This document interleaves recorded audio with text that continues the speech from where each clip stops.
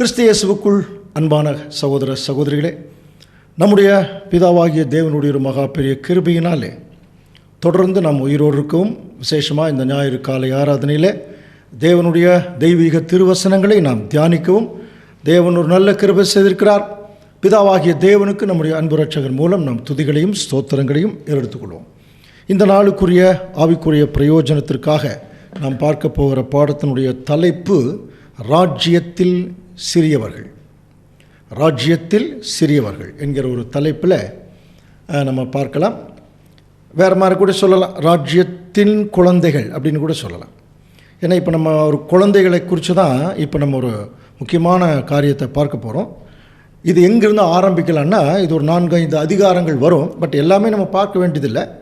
ஆனால் அதனுடைய கோர்வையை மட்டும் நம்ம கொஞ்சம் கவனித்தா போதும். எங்கிருந்து ஆரம்பிக்கலாம் அப்படின்னா, நம்முடைய ஆண்டவர் இயேசு கிறிஸ்து தன்னுடைய சீஷர்கள் மத்தியில் பேசிட்டு வர்றார் இல்லையா. நம்ம திருத்துவம் சப்ஜெக்டில் அப்படி தான் ஆரம்பிப்போம். சீஷர்கள்கிட்ட ஆண்டவர் கேட்குறார், இந்த ஜனங்களெல்லாம் என்னை யாருன்னு சொல்கிறாங்க அப்படின்னு கேட்கும்போது, ஒரு சிலர் எலியான்னு சொல்கிறாங்க, ஒரு சிலர் எரேமியான்னு சொல்கிறாங்க அப்படின்னு பதில் சொல்லும் பொழுது ஆண்டவர் சொல்கிறார், சரி அவங்க சொல்கிறது இருக்கட்டும், நீங்கள் நான் யாருன்னு சொல்லுங்கள் அப்படின்னு சொல்லும் பொழுது அப்போஸ்தலனாகிய பேதுரு அருமையான ஒரு வார்த்தையை சொன்னார். ஞாபகம் இருக்குங்களா? நீர் ஜீவனுள்ள தேவனுடைய குமாரனாகிய கிறிஸ்து சொன்னார் இல்லையா. அதற்கு ஆண்டவர் சொன்ன பதிலும் நமக்கு தெரியும். மாம்சமும் இரத்தமும் இதை உனக்கு வெளிப்படுத்தலை, பரலோகத்தில் இருக்கிற என் பிதா தான் உனக்கு வெளிப்படுத்தினார்னு சொல்லுவார். ஸோ இதுக்கு அடுத்த வசனம் தான், அதிலிருந்து நம்ம ஆரம்பிக்கலாம். மத்தேயு 16ஆம் அதிகாரம் 18ஆம் வசனம் வாசிக்கலாம் பாருங்கள். மேலும் நான் உனக்கு சொல்லுகிறேன். இதை சொல்லி முடிச்சோன்னேன். மேலும் நான் உனக்கு சொல்லுகிறேன், நீ பேதுருவாய் இருக்கிறாய், இந்த கல்லின் மேல் என் சபையை கட்டுவேன், பாதாளத்தின் வாசல்கள் அதை மேற்கொள்வதில்லை. ஒரு லிங்க் அங்கே கொடுக்குறார். நீ பேதுருவாய் இருக்கிறாய் இந்த கல்லின் மேல் அப்படின்னா, பேதுரு மேலே அவர் சபையை கட்டல, பேதுரு சொன்ன வசனத்தின் மேலே அந்த சபையை கட்டுறாருன்னு படிக்கிறோம். தேவனுடைய வசனம் தானே சத்தியத்துக்கு தூணும் ஆதாரமாக இருக்கலாம் படிச்சிருக்கோம் இல்லையா. ஸோ அந்த வசனம் என்ன, அந்த வசனத்தில் ஒரு டாக்டரின் இருக்குது. ஆண்டவர் இயேசு கிறிஸ்து பிதாவாகிய தேவனுடைய ஒரே பேரான குமாரன். அதுலேயே எல்லாமே வந்துடும் இல்லையா. அவருடைய படைப்பு, இந்த பூமிக்கு அவர் செய்த ஒரு தியாகம், அப்புறம் அவருடைய அரசாட்சி எல்லாமே அதில் வந்துடும். அப்படி அதை முதல்ல இப்போ யாருக்கு சொல்கிறார் அப்படின்னா, ஒரு சீஷர்களுக்கு சொல்லும்போது இந்த கல்லின் மேல் என் சபையை கட்டுவேன்னு சொல்லிட்டு விசேஷமாக பேதுருவிட்ட சொல்லும் பொழுது, பரலோக ராஜ்யத்தின் திறவுகோள்களை நான் உனக்கு தருவேன் அப்படின்னார். பரலோக ராஜ்யத்தின் திறவுகோள்களை உனக்கு தருவேன், இது முதல் வசனம். ரெண்டாவது, பூலோகத்திலே நீ கட்டுகிறது எதுவோ அது பரலோகத்திலும் கட்டப்பட்டிருக்கும், பூலோகத்திலே நீ கட்டவிழ்ப்பது எதுவோ அது பரலோகத்திலும் கட்டவிழ்க்கப்பட்டிருக்கும். ரொம்ப முக்கியமான ஒரு வசனம். இப்போ பாருங்கள், பரலோக ராஜ்யத்தின் திறவுகோள்னா அதுக்கு முன்னாடியே அவர் சொன்னார் இல்லையா. பரிசேயர்களை எல்லாம் பார்த்து சொல்லும் பொழுது, பரலோக ராஜ்யத்தை நீங்கள் என்ன பண்ணிட்டீங்க, பூட்டிட்டீங்க, நீங்களும் உள்ளே போகிறதில்ல, போகிறவங்களையும் உள்ளே விடுறதில்ல. ஸோ ஆண்டவர் இயேசு கிறிஸ்து அந்த சாவியை எடுத்துகிட்டு வந்தார். இப்போ சீஷர்களுக்கு அந்த கதவை திறந்தார். இப்போ அந்த சாவியை அவங்க கையிலேயே கொடுக்குறார் பாருங்க. அப்போது உங்களிடத்திலிருந்து, விசேஷமாக இங்கே பேதுருவை பற்றி சொல்லும் பொழுது, உன்னிடத்திலிருந்து பரலோக ராஜ்யத்துக்குரிய சத்தியங்கள் வெளிப்படும். கவனிக்கிறீங்களா? அது ஆண்டவர் இயேசு கிறிஸ்து ஏற்கனவே பேதுருக்கிட்ட மாத்திரமல்ல சீஷர்களுக்கு கொடுத்துட்டார். அப்போ அவர்கள் தான் அதை பற்றி தான் பேச போகிறாங்க. ராஜ்யத்தின் சுவிசேஷம், அதைத்தான் அவங்களுக்கு ஒரு கமாண்டாக சொன்னார் இல்லையா. போக ராஜ்யத்தின் சுவிசேஷத்தை போய் சொல்லுங்கள், அப்போ ராஜ்யத்தை பற்றி பேசுங்கன்னு சொன்னார். இது ஒன்று. அடுத்தது, பூலோகத்திலே நீங்கள் எதை கட்டுறீங்களோ அது உங்களுக்கு பரலோகத்திலே கட்டப்பட்டிருக்கும், பூலோகத்தில் நீங்கள் எதை கட்டவிழ்க்கிறீங்களோ அது பரலோகத்திலும் கட்டவிழ்க்கப்பட்டிருக்கும். இந்த வசனம் எல்லாருக்குமே கொஞ்சம் கடினமான வசனமாக இருக்குது. இது லிட்டரலாக நிறைய பேர் புரிஞ்சுக்கிறாங்க. இப்போ பாருங்க, இது சாதாரணமாக புரிஞ்சுக்கிட்டு எப்படி தெரியுமா இருக்கும். பூலோகத்தில் நீங்கள் ஒரு வீடு கட்டினீங்கன்னா அது பரலோகத்திலேயே அதே மாதிரி ஒரு வீடு கட்டப்பட்டிருக்கும்னு சொன்னால் யாருக்காவது புரியுமா? இல்லை அது பொருத்தமாக தான் இருக்குமா? அது பொருந்தாது இல்லையா.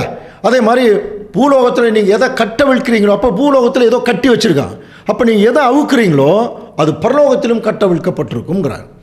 இதை நமக்கு திருவிழயத்தில் கொஞ்சம் இருக்க கொஞ்சம் புரிகிற மாதிரி இருக்கும். பட் இருந்தால் கூட அதுக்குரிய விளக்கத்தை நம்ம பார்க்கும்போது அதை நம்ம ஈஸியாக புரிஞ்சுக்கலாம். பாருங்கள், மத்தேயு 16ஆம் அதிகாரம் 19ஆம் வசனத்தை நம்ம திருவிழயத்தில் வாசிக்கும் பொழுது, விண்ணரசின் திறவுகோள்களை நான் உன்னிடம் தருவேன், மண்ணுலகில் நீ தடை செய்வது விண்ணுலகிலும் தடை செய்யப்படும் சொல்கிறார் பாரு. அப்போ இந்த பூமியில் நீ எதையாவது ஒன்று தடை செஞ்சினா அது பரலோகத்திலும் தடை செஞ்சுருவேன். தேவன் சொல்கிறார், நீ இங்கே தடை செஞ்சினா அங்கேயே நான் தடை செய்வேங்கிறேன். அப்போது எப்படி புரிஞ்சுக்கணும்? அங்கே எதெல்லாம் தடை செய்யப்படுமோ அதை இங்கே இவர்கள் தடை செய்யணும்னு அர்த்தம். மண் உலகில் நீ அனுமதிப்பதும் விண் உலகிலும் அனுமதிக்கப்படும். அப்போ எப்படி புரிஞ்சுக்கணும்? விண் உலகத்தில் எதெல்லாம் அனுமதிக்கப்படுமோ அதுதான் இங்கேயும் அனுமதிக்கப்படணும். அப்போ அதைத்தான் நீங்கள் செய்ய போகிறீங்க அப்படிங்கிற ஒரு வார்த்தை சொல்கிறார். இதே மத்தேயு 18ஆம் அதிகாரம் 18ஆம் வசனத்திலே அதே வார்த்தை தான். பூலோகத்திலே நீங்கள் எவைகளை கட்டுவீர்களோ அவைகள் பரலோகத்திலும் கட்டப்பட்டிருக்கும், பூலோகத்திலே நீங்கள் எவைகளை கட்டவிழ்ப்பீர்களோ அவைகள் பரலோகத்திலும் கட்டவிழ்க்கப்பட்டிருக்கும். இந்த வசனம் பர்டிகுலராக அன்புக்குரிய சகோதர சொல்லை, இது டோட்டல் 144,000 பேர்த்துக்கும் உரிய வசனம் அல்ல. இது அவர்கள் சீஷர்களுக்கு மாத்திரம்தான். இந்த ப்ரிவிலேஜ்னு சொல்கிறோம் இல்லையா, இந்த சலுகை பேதுருவுக்கு சொல்கிறார். அது எப்படி நம்ம புரிஞ்சுக்கணும்? விசேஷமாக இந்த 12 அப்போஸ்தலர்கள், அதில் ஒன்று வெளியே போயிட்டார், யூதாஸ். பவுல் உள்ளே வந்தார். பவுல் எத்தனை விஷயத்தை இங்கே கட்டவிழ்த்தார் நமக்கு தெரியும் இல்லையா?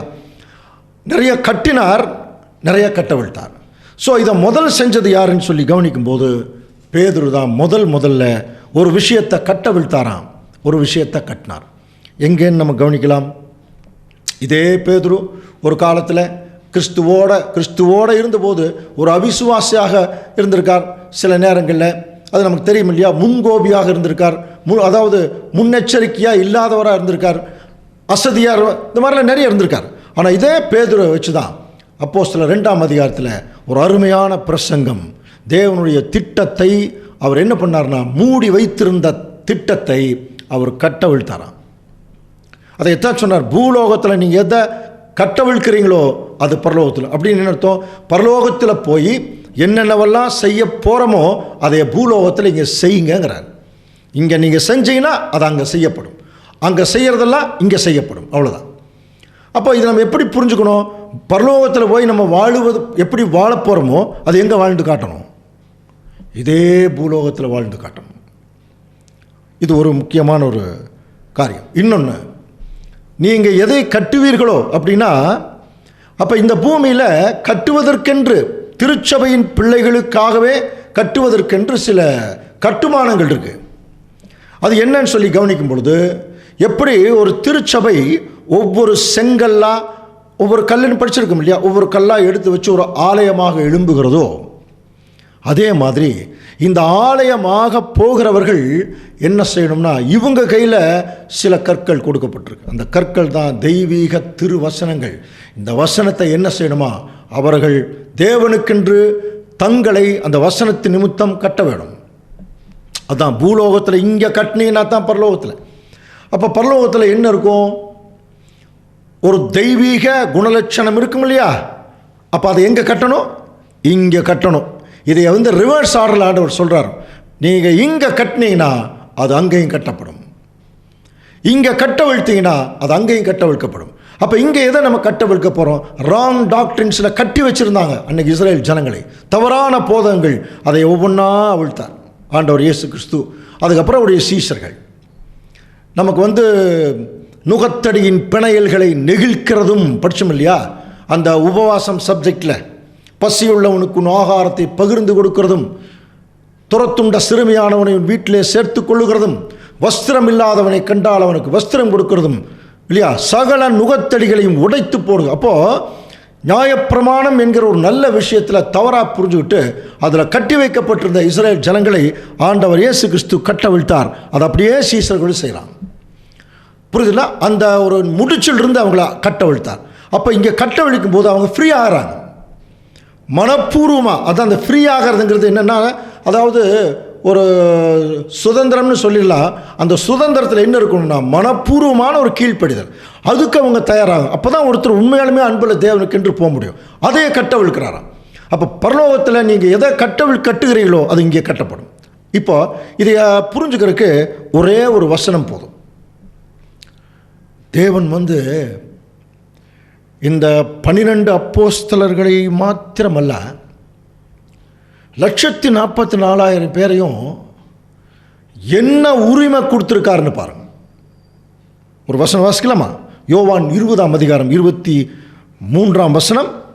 எவர்களுடைய பாவங்களை மன்னிக்கிறீர்களோ அவைகள் அவர்களுக்கு மன்னிக்கப்படும், எவர்களுடைய பாவங்களை மன்னியாதிருக்கிறீர்களோ அவைகள் அவர்களுக்கு மன்னிக்கப்படாதிருக்கும் என்று. எவ்வளோ பெரிய ஒரு ப்ரிவிலேஜ் பாருங்க. நீங்கள் யாருடைய பாவத்தையாவது நீங்கள் மன்னிச்சிட்டிங்கன்னா நானும் மன்னிச்சிருவேன். அதுதான் பரலோகத்தில். இங்கே வந்து நீங்கள் எதை கட்டுறீங்களோ அது அங்கே கட்டப்படும் சொன்னார்ல பாருங்க. அப்போ இங்கே நீங்கள் மன்னிச்சிட்டிங்கன்னா நானும் அவங்களை மன்னிச்சிருவேன். இங்கே நீங்கள் மன்னியாத விட்டுட்டிங்கன்னா நானும் மன்னிக்க மாட்டேன். பரலோகத்தில் அது கட்டாதுங்கிறேன். அப்படின்னா எவ்வளோ பெரிய சிவியர் செலெக்ஷன் பாருங்கள். இது சாதாரணமான செலெக்ஷன் இல்லை. நம்ம வந்து அப்படியே ஞானஸ்தானம் எடுத்துட்டு அப்படியே கன்வென்ஷன் அட்டன் பண்ணிட்டு அப்படியே போகிற விஷயம் அல்ல. இங்கே என்ன கட்டுறீங்கன்னு பார்க்குறார். நீங்கள் இங்கே இது ஒரு உதாரணத்துக்கு ஒரு வசனம் எடுத்துருக்கோம், அவ்வளோதான். இங்கே நீங்கள் மன்னிச்சிட்டீங்கன்னா நானும் மன்னிச்சிடுவேன் அப்படின்னு என்ன அர்த்தம்? என்ன அர்த்தம்? மன்னிச்சே ஆகணும் மனப்பூர்வமாக. நான் மன்னிக்க மாட்டேன், நான் வந்து பெரிய பரிசுத்தவான் யாராவது அப்படி சொன்னாங்கன்னா நீங்கள் பாருங்கள், அப்படி சொல்கிறதுக்கான வாய்ப்பே இல்லை. எவ்வளோ பெரிய விஷயத்தை நம்பி சீஷர்கள் கையில் கொடுக்குறாரு. நீங்கள் மன்னிச்சிங்கன்னா நான் மன்னிக்க மாட்டேன். எப்படி தேவன் எப்படி சொல்கிறார் பாருங்க. நீங்கள் வந்து ஒரு விஷயத்தை செய்துட்டிங்கன்னா அது நான் செஞ்ச மாதிரி அப்படி சொல்கிறார். அதனால் நீங்கள் நன்மை செஞ்சால் நான் செஞ்ச நன்மை மாதிரி. அப்போ ஒருத்தருக்கு மன்னிக்கவே மாட்டேன்னு ஒருத்தர் சொல்லிட்டா தேவனும் மன்னிக்க மாட்டாரா? அப்படின்னா இங்கே மன்னிக்க மாட்டேன்னு சொல்கிற அளவுக்கு யாராவது இருக்காங்களா? ஒருத்தருமே இல்லை. இதை எந்த ஒரு மனுஷன் புரிந்து கொள்ளுகிறானோ அவன் தாங்க புது சிருஷ்டி, அவன் தான் திருச்சபை. இல்லைன்னா சும்மா நம்மெல்லாம் அப்படியே போயிட்டே வரலாம். அதனால தான் தேவன் வந்து இங்கே ஒரு விஷயத்தை அவிழ்த்து காமிச்சாரான். ஒரு முடிச்சு சாத்தான் போட்டு வச்சுருக்கான். தேவனுடைய ராஜ்யத்தை பற்றின ஒரு கட்டுக்கள் வந்து கட்டி வச்சுருந்துருக்கான். யாருமே தெரிந்து கொள்ளக்கூடாது. ஆண்டவர் வந்து வந்தோடனே அவர் சொன்ன வார்த்தை மனம் திரும்புங்கள் பரலோக ராஜ்யம் சொன்னாரா? சீசர்லேட்டு என்ன சொன்னார்? பரலோக ராஜ்யத்தை குறித்து நீங்கள் பேசுங்க. அப்போ அவர்களும் அந்த கட்டை விழ்த்தாங்க. தேவனுடைய மகா பெரிய திட்டம் இதை முதல்ல சீஷர்களுக்கு அவர் கொடுக்குறார் என்பதுக்குரிய சகோதர சகோதரர்களே. அப்படின்னா இது எவ்வளோ பெரிய எக்ஸ்ட்ரீம் செலெக்ஷன் பாருங்க. ஏன் அந்த 12 பேர்த்துக்கு அவர் அவ்வளோ பெரிய ஒரு செலெக்ஷன் கொடுக்குறாருன்னா, they are the foundation of the church. அவங்க தான், புரியுதுங்களா, கிறிஸ்துவுடைய சரீரத்திற்கு அஸ்திவார கற்களே அந்த 12 பேர் தான். அப்போ அவங்கள வந்து சும்மா செலக்ட் பண்ணியிருப்பாரா? அதை குறித்து யோவான் 6ஆம் அதிகாரம் 70ஆம் வசனம் பாருங்கள். இயேசு அவர்களை நோக்கி, 12 உங்களை நான் தெரிந்து கொள்ளவில்லையா? ஆனால் உங்களுக்குள்ளும் ஒருத்தர் யார் இருக்கிறது? பிசாசு இருக்கான்னார் பாருங்கள். இப்போ அவருக்கு தெரிஞ்சுட்டு தான் கூடவே ட்ராவல் பண்ணியிருக்கார் பாருங்க. ஸோ அது ஒரு காரணம். அது நமக்கு நிறைய சப்ஜெக்ட்லாம் நம்ம பார்த்துட்டோம். ஆனால் தேவன் அவர் பிதா என்னை இழுத்து கொள்ளாவிட்டால் படிக்கிறோம் இல்லையா? அப்போது எவ்வளோ பெரிய நேரடியான செலெக்ஷன். அதனால தான் அப்போஸ்தலர்கள் பற்றி நம்ம படிக்கும்போது ஒரு விஷயம் சொல்லியிருப்போம். நீ ஞாபகப்படுத்திக்கிறதுன்னு ஞாபகப்படுத்திக்கலாம். நம்மளை பார்த்து ஒருவன் என்னை பின்பற்ற விரும்பினால்னு கூப்பிட்ட ஆண்டவர் இஸ்ரேல் ஜனங்களுக்குள்ள முதல்ல அந்த சீஷர்களை என்னை பின்பற்றி வாருங்கள்னு தான் சொன்னார். வந்தீங்கன்னா நல்லா கேட்கல, அங்கே ஒரு கண்டிஷனே போடல. அப்படின்னு என்ன அர்த்தம்? தேவனுடைய செலெக்ஷனில் எதுவும் சோடை போகாது, கட்டாயமாக வந்துடுவாங்க அப்படிங்கிற ஒரு நம்பிக்கை. அதனால தான் வாங்கண்டார். எப்படி ஆபிரகாமுக்கு நான் காண்பிக்கும் தேசத்துக்கு நீ போ அப்படின்னு சொன்னார் இல்லையா? போன என்ன அர்த்தம்? அவர் போவாருங்கிறது தெரியும், அவ்வளோதான். நீ போனேன்னா உனக்கு ஆசீர்வாதம் சொல்லலை. ஆனால் இஸ்ரேல் ஜனங்களுக்கு அப்படி சொல்லலை. இதை நீ செஞ்சீங்கன்னா உங்களுக்கு ஆசீர்வாதம். காரணம் அவங்களுக்கு இருந்த அந்த மனநிலை, மென்டாலிட்டி. ஸோ அன்புக்குரிய சகோதரர் சொல்லி, இப்போது ஆண்டவர் வந்து ஒரு விஷயத்தை நோக்கி இப்போ நம்மளை வழி நடத்துகிறார். என்ன வழி நடத்துகிறார் என்று சொல்லி கவனிக்கும் பொழுது, ஏன் இவர்களுக்கு இவ்வளோ பெரிய மேன்மை என்றால், பரலோகத்திலிருந்து அனுப்பப்படுகிற பரிசுத்தாவி கிறிஸ்து இயேசுவின் மூலமாக டைரெக்டாக இவங்க மேலே வந்து இறங்குச்சு. அது ரொம்ப ரொம்ப முக்கியம். நமக்கெல்லாம் பரிசுத்தாவி இருக்குதா இல்லையான்னு தெரியலிங்க இல்லையா? யாராவது கன்ஃபார்மாக சொல்ல முடியுமா?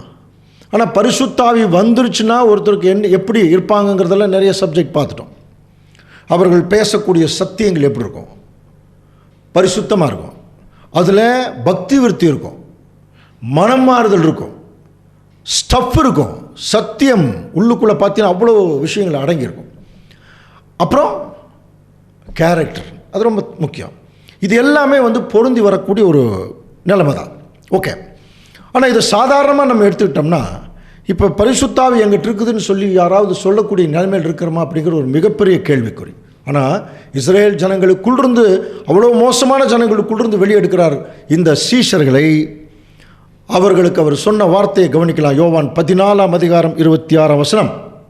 என் நாமத்தினாலே பிதா அனுப்பப் போகிற பரிசுத்த ஆவியாகிய தேற்றருவாளனே எல்லாவற்றையும் உங்களுக்கு போதித்து நான் உங்களுக்கு சொன்ன எல்லாவற்றையும் உங்களுக்கு பாருங்க, பரிசுத்தாவியை பற்றி பேசுகிறார். அந்த தேற்றருவாளன் நமக்கு விளக்கம் தெரியும். அப்போ பரிசுத்தாவி உங்களுக்குள்ளே வரும் பொழுது ஆட்டோமேட்டிக்காக நீங்கள் போதிக்கப்படுவீர்கள், கனெக்ட் பண்ணிடுவீங்க. அவருடைய ஆவி அவைகளை சேர்க்கும். முதல்ல பேதுரு அந்த வார்த்தையை சொன்னார் பாருங்க. காலையில் எல்லாரும் வந்து அவங்க மதுபானம் சாப்பிடல, தீர்க்கதரிசியாகிய யோவேலினால் சொன்ன தீர்க்க தரிசனம் இப்படி நிறைவேறுகிறதுன்னு யோயேல் தீர்க்க தரிசியை கனெக்ட் பண்ணார். அப்போஸ்தலர் யோயேல் அவருடைய ஆவி அவைகளை சேர்க்கும். இப்போ பேதுருக்கு அந்த ஆவி வந்தோடனே அவர் என்ன பண்ணுறாருன்னா யோயேல் தீர்க்க தரிசன புஸ்தகத்தை கனெக்ட் பண்ணுறார் பாருங்க.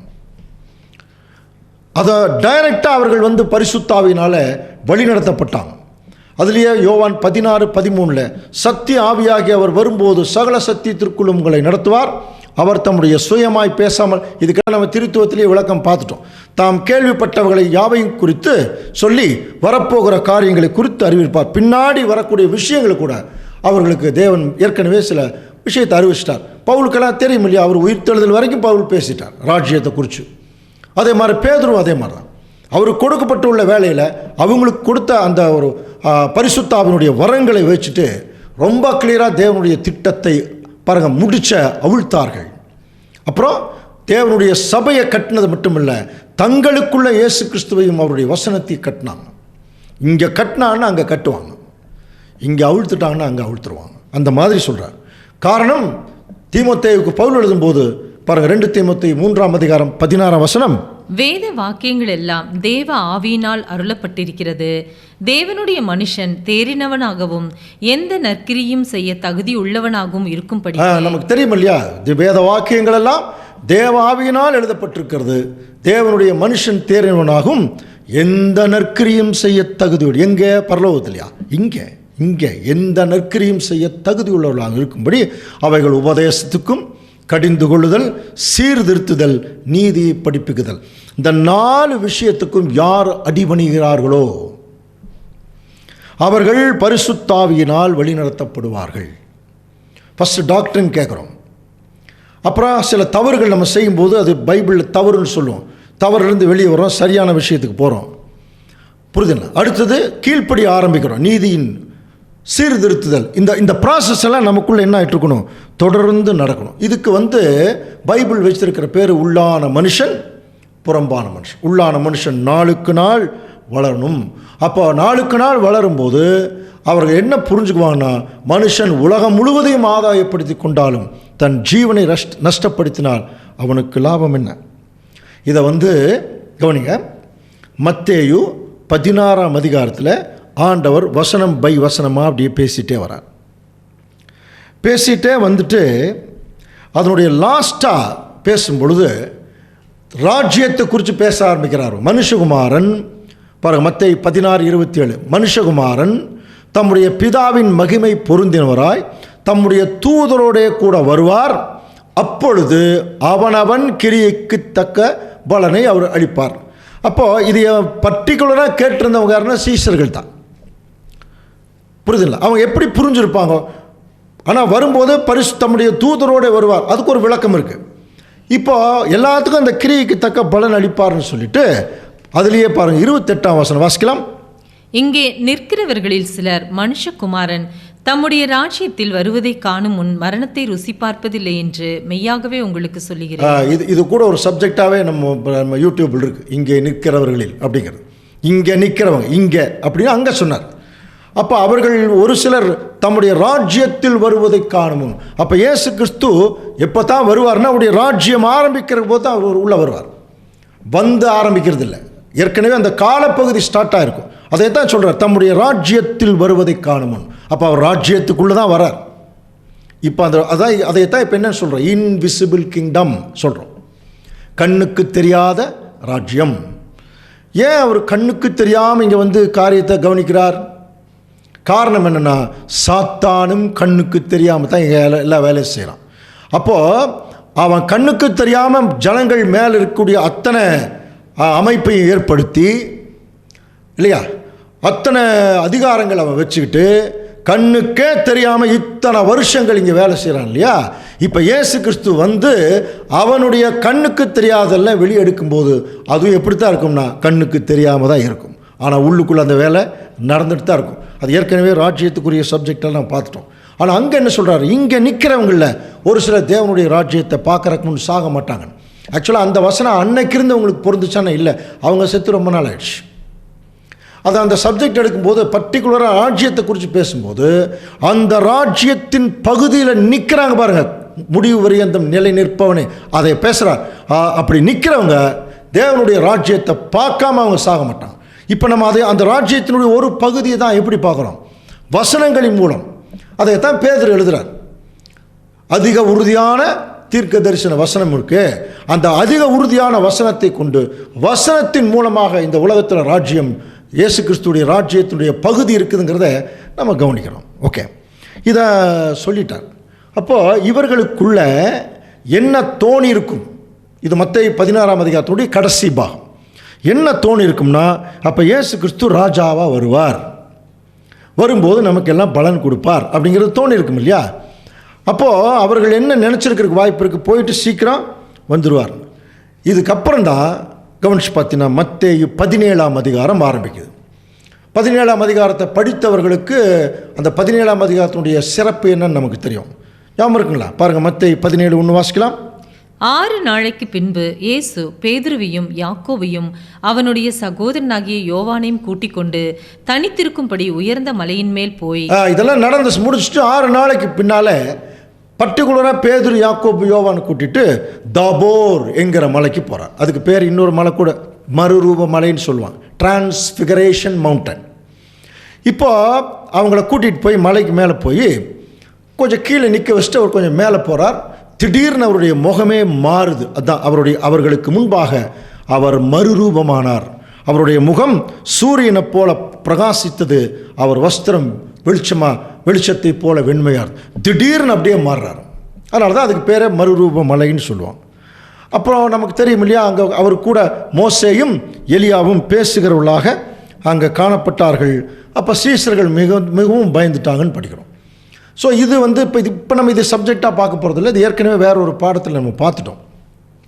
மறுரூபங்கிறது மறு ஜென்மம். அதாவது ஆண்டவர் இயேசு கிறிஸ்துவின் 2ஆம் வருகையில் அவர் ராஜாவாக அவர் வரும் பொழுது அவருடைய கவர்மெண்ட்டை 2 வகுப்பார் ஷேர் பண்ணுவாங்க. அந்த 2 வகுப்பாருக்கு நிழலாக இருக்கிறவர் தான் மோசேயும் எலியாவும். கவனிக்கிறீங்களா? பாருங்கள், கரெக்டாக தேவன் வைக்கிறவர். இங்கே அந்த ஒரு பக்கம் யோசேப்பையோ இந்த பக்கம் நோவாவையோ வைக்கல. அதெல்லாம் வேற ஒரு சத்தியத்தை அது குறிக்கும், அவங்களுடைய காரியங்கள் எல்லாம். இதே சத்தியத்தில் வேற ஒரு கோணம் இல்லையா. அப்போ இந்த இடத்துல பர்டிகுலராக மோசே எலியா ஏன் வச்சிருக்கார் அப்படிங்கும்போது, இயேசு கிறிஸ்து ராஜாவை வரும்போது எலியா எப்படி எடுத்துக்கொள்ளப்பட்டாரோ அந்த மாதிரி திருச்சபை எடுத்துக்கொள்ளப்பட்டு கிறிஸ்துவோடு இருக்கும். புரியுதுங்களா? அதுதான் எலியா வகுப்பார். நம்ம ஏற்கனவே எலியா வகுப்பாரை பற்றி படிச்சிருக்கோம். எலியா முந்தி வர வேண்டும் சப்ஜெக்ட்லாம். மோசேவை இங்கேயே புதைச்சிட்டார். இது யாருக்கு அடையாளமாக இருக்குன்னா, இந்த பூமியில் இங்கே ஆட்சி செய்யக்கூடிய முற்பிதாக்கள். அப்போது ஆண்டவர் இயேசு கிறிஸ்து ராஜாவாக அவர் கண்ணுக்கு தெரிய ராஜ்யம் வரும்போது 2 விஷயம் வெளிப்படுமா. எலியா மாதிரி திருச்சபையின் வகுப்பார் பரலோகத்திலிருந்து அவருடைய கவர்மெண்ட்டை ஷேர் பண்ணுவாங்க. முற்பிதாக்கள் இந்த பூலோகத்திலிருந்து அவருடைய கவர்மெண்ட்டை ஷேர் பண்ணுவாங்க. இது நம்ம ஏற்கனவே சார்ட்டில் பார்க்கணும்யா. நம்முடைய இந்தியா மாதிரி தான் central government and state government. Central government டெல்லியில் இருக்கும், அது பரலோகத்தில் இருக்கிற மாதிரி 144,000 பேர். ஸ்டேட் கவர்மெண்ட் சென்னையில் இருக்கும், அது பூலோகத்தில் இருக்கிற மாதிரி. நிறைய கம்பேரிஷன்லாம் பார்த்துட்டோம் இல்லையா. ஸோ கிறிஸ்துவோட ஏன் இந்த 2 பர்டிகுலர் வகுப்பார் சொல்கிறேன்னா, இவர்கள் அதிகாரத்தை உடையவர்களாக இருப்பாங்க. ரொம்ப முக்கியம். இப்போ திரள் கூட்டம் கூட இருக்கு. திரள் கூட்டமும் எங்கே தான் இருப்பாங்க? பரலோகத்தில் தான். ஆனால் அவங்களுக்கு என்ன இருக்காது? அதிகாரம் இருக்கா. ஆனால் பூலோகத்திலேயே இருந்தாலும் இந்த முற்பிதாக்களுக்கு தேவன் என்ன கொடுக்குறாருன்னா, இந்த உலகத்தில் இருக்கக்கூடிய ஜனங்களை கட்டுப்பாட்டுக்குள்ளே கொண்டு வரதுக்கு ஒரு அதிகாரத்தை தேவன் அங்கே கொடுப்பார். ஸோ இது ரொம்ப முக்கியம். ஏன்னா அவர்கள் வாழ்ந்த வாழ்க்கை எப்படி, தே ஆர் ஆல்ரெடி டெஸ்டட். ஏற்கனவே அவங்க டெஸ்ட்டு முடிஞ்சுது. நமக்கெல்லாம் இப்போ தான் டெஸ்ட் என்ன ஆகிட்டுருக்கு, அங்கே ஓட்டிகிட்ருக்கு இல்லையா? அப்போது இந்த காரியங்கள் வந்து அதில் மத்தேயு 17ஆம் அதிகாரத்தில் முதல் பகுதியில் பார்க்கலாம். அப்புறம் ஆண்டவர் வந்து சொல்கிறார், பயந்துட்டாங்க. அப்புறம் இல்லை வாங்க நான் தான் அப்படின்னு சொல்லி கூட்டிகிட்டு போயிட்டு, நான் உயிர் தெழுந்து வர்ற வரைக்கும் இந்த தரிசனத்தை யார்கிட்டையும் சொல்லாதீங்கிறார். பேதுரு அதை மனசில் வாங்கிட்டு அப்புறம் பின்னாடி நிருபங்கள் அதை சொன்னதை கவனிக்கலாம். ஸோ இப்படியாக 17ஆம் அதிகாரம் அப்படியே போயிட்டுருக்கு. அப்படியே 17ஆம் அதிகாரம் 14ஆம் வசனம் வரும்போது அங்கே ஒரு அற்புதம் நடக்குது பாருங்கள். அவர்கள் ஜனங்கள் இடத்தில் வந்தபோது ஒரு மனுஷன் அவரிடத்தில் வந்து அவருக்கு முன்பாக முழங்கால் படியிட்டு, ஆண்டவரே என் மகனுக்கு இறங்கும், அவன் சந்திர ரோகியாய் கொடிய வேதனைப்படுகிறான், அடிக்கடி தீயிலும் அடிக்கடி ஜலத்திலும் விழுகிறான். பாருங்கள் எப்படிப்பட்ட ஒரு ஒரு ஒரு நிலைமை பாருங்கள். அவனை உம்முடைய சீசர் இடத்துல கொண்டு வந்தேன், அவனை சொத்தமாக்க அவர்களால் கூடாமல் போச்சு அப்படின்னு சொல்லும்போது இயேசு பிரதியுத்தரமாக, விசுவாசம் இல்லாத மாறுபாடுள்ள சந்ததியே, எது வரைக்கும் நான் உங்களோடு இருப்பேன் சொல்கிறார் பாருங்க. எது வரைக்கும் உங்களிடத்தில் பொறுமையாக இருப்பேன், சரி அவனை என்கிட்ட கொண்டு வாங்க அப்படின்னு சொல்லி இயேசு பிசாசை அதட்டினார். உடனே அது அவனை விட்டு புறப்பட்டது. அந்நேரமே அந்த இளைஞன் சுஸ்தமாயிட்டான். இது வந்து அங்கே நடந்த ஒரு அற்புதம். அப்போது ஆண்டவர்கிட்ட தனித்து வர்றாங்க சீஷர்கள். தனியாக வந்து அதை துரத்தி விட எங்களால் ஏன் கூடாமல் போயிற்று என்று கேட்டார்கள். அதுக்கு ஆண்டவர் சொன்ன பதில் படிச்சிருக்கோம் இல்லையா? மத்தேயு 17:20 பாருங்கள். அதற்கு இயேசு, உங்கள் அவிசுவாசத்தினாலே தான், கடுகளவு விசுவாசம் உங்களுக்கு இருந்தால் இந்த மலையை பார்த்து பெயர்ந்து போன்னு சொன்னால் அது போயிடும், உங்களால் கூடாத காரியம் ஒன்றும் இராது சொல்கிற பாருங்க. ஃபஸ்ட்டு ப்ரிவிலேஜ் பரிசுத்தாவியினாலே அவர்களுக்கு கொடுக்கப்படுகிற வாய்ப்பு. ஆனால் ஆண்டவர் இயேசு கிறிஸ்துவுக்கு அப்புறம் அந்த பரிசுத்தாவி கிடைச்ச உடனே நிறைய அற்புதங்களை செய்திருக்காங்க. அது நமக்கு நல்லா தெரியும். அப்போ அவங்களுக்கு என்ன நடந்திருக்கும்? இப்போ கிறிஸ்துவோடையே இருக்கும்போது இப்போ அவங்களுக்கு என்ன இருக்குன்னா, உங்கள் அவிசுவாசத்தினாலே தான். கடுகளவு விசுவாசம் இருந்தால் போதும். இது வந்து அந்த உவமைகளை பேசும்போது கவனிங்க. ஒரு உதாரணம் சொல்லியிருப்போம். நம்ம இந்த கணக்கில் கிராஃப் போடுறோம் இல்லையா, இந்த கட்ட கட்ட போட்ட அந்த ஒரு கோடு இருக்கும் இல்லையா, அதில் கிராஃபில் பார்த்தீங்கன்னா நடுவில் ஒரு கோடு இருக்கும். ரைட் சைடில் பார்த்தீங்கன்னா ப்ளஸ், லெஃப்டில் வந்து மைனஸ். ரைட் சைடில் ப்ளஸ்ஸு போயிட்டே இருக்கும், இன்ஃபினிட்டிவ்னு சொல்லுவாங்க கோடிக்கணக்கில். லெஃப்ட்லேயும் அதே மாதிரி தான். இதை நம்ம புரிஞ்சுக்கிறக்கா அந்த சப்ஜெக்டில் பேசியிருப்போம். பட் இப்போ இருந்தாலும் ஞாபகப்படுத்தலாம். கடுகளவு விசுவாசம் அப்படிங்கிறது என்னென்னு பார்த்தீங்கன்னா, இந்த ரைட் சைடில் ஒரு புள்ளி வந்துச்சுன்னா அதுதான் அது பாசிட்டிவாக கடுகளவு விசுவாசம். அப்போ இந்த ரைட் சைடில் ஒரு புள்ளி கடுகளவு விசுவாசம் இருக்கணும்னா மைனஸ், கம்ப்ளீட்டாக அது அவிசுவாசம் போயிடணும். நமக்கெல்லாம் எப்படி தெரியுங்களா? ஆண்டவர் சொன்ன மாதிரி தான், விசுவாசம் இருக்கு, அவிசுவாசம் கூடவே இருக்கு. அந்த அவிசுவாசத்தை எப்போ தெரியுமா காட்டுவோம்? சில பிரச்சனைகள் நம்மளை நெருக்கும், சுயநலம் நம்மளுக்குள்ள வந்து பயங்கரமாக ஆட்டி படைக்கும். அப்போ வரும் பாருங்க அவிசுவாசம். தேவன் நம்மளை கவனிக்கிறார், நமக்கு நன்மையானதான் செய்வார், நீ பயப்படாதே, நான் உன்னுடனே கூட இருக்கிறேன், வாதையின் கூடாரத்தை இணைப்பா, ஒரு வசனமும் ஞாபகத்துக்கு வர. புரியுதுல? அந்த சுயநலம் நம்மளை அப்படி சிந்திக்க வைக்குமா? புரியுதுல? சில நேரத்தில் சகோதர சகோதரிகள் மத்தியில் அவங்களுக்குரிய பிரச்சனையை சொல்லும்போது நம்ம என்ன கவுன்சிலிங் கொடுக்குறாங்க, கவலைப்படாதீங்க, தேவன் பார்த்துக்குவார். ஒருத்தர் சொல்கிறார், தேவன் பார்த்துக்குவாருங்க. எப்படி பேசுகிறார் பாருங்க. தேவன் பார்த்துக்குவார்னு சொல்லும்போது அப்போ என்ன அர்த்தம்? இவங்களுடைய சுயநலம் தேவனை வந்து பார்த்துக்க வைக்குது. இப்படி இருக்கிறவர்கள் எப்படி கடவுள் மேலே விசுவாசம் வைக்க முடியும்? அப்போ உண்மையாலுமே தேவனுடைய பிள்ளைகள் எப்படி இருக்கணும்? விசுவாசம்னு ஒன்று வச்சா முழுசாக வச்சிடணுங்க. என்னை கொன்று போட்டாலும் நான் உங்கள் வீட்டில் நான் நம்பிக்கையாக இருப்பேன்னு சொல்கிற மாதிரி தேவனுடைய திருச்சபையின் பிள்ளைகள் விசுவாசம்னு ஒன்று தேவன் மேலே வச்சுட்டா முழுசாக வச்சிடணும். ஆனால் அந்த விசுவாசத்தை குலைக்கிறதுக்கு நம்மளை சுற்றிலும் நிறைய பேர் இருப்பான். அப்படியே மனமடியை செஞ்சுட்டு போயிடுவான். கடைசியில் தேவன் பரிதாபமாக நம்மளை பார்ப்பார். இவ்வளோ பெரிய அந்த சராசரத்தை படைச்ச நான் உனக்கு செய்யாமல் இருப்பேனா? யோபுவை பார்த்து கேட்டார் இல்லையா? அப்போது நம்ம என்ன செய்யணும்? முதல்ல தேவனுடைய ட்ரெண்ட் அண்ட் ட்ரெடிஷன் தெரியணும். தேவன் எப்பொழுதுமே எடுத்தேன் கவிழ்த்தேன் எதையும் செய்ய மாட்டாருங்க. அவருடைய யோசனையே பார்த்தீங்கன்னா நம்முடைய யோசனை இல்லை. ஆனால் நமக்கு எதாக இருந்தாலும் நன்மையாக தான் முடியுங்கிறது தேவனுடைய ஒரு திட்டமும் சித்தமாக இருக்குது.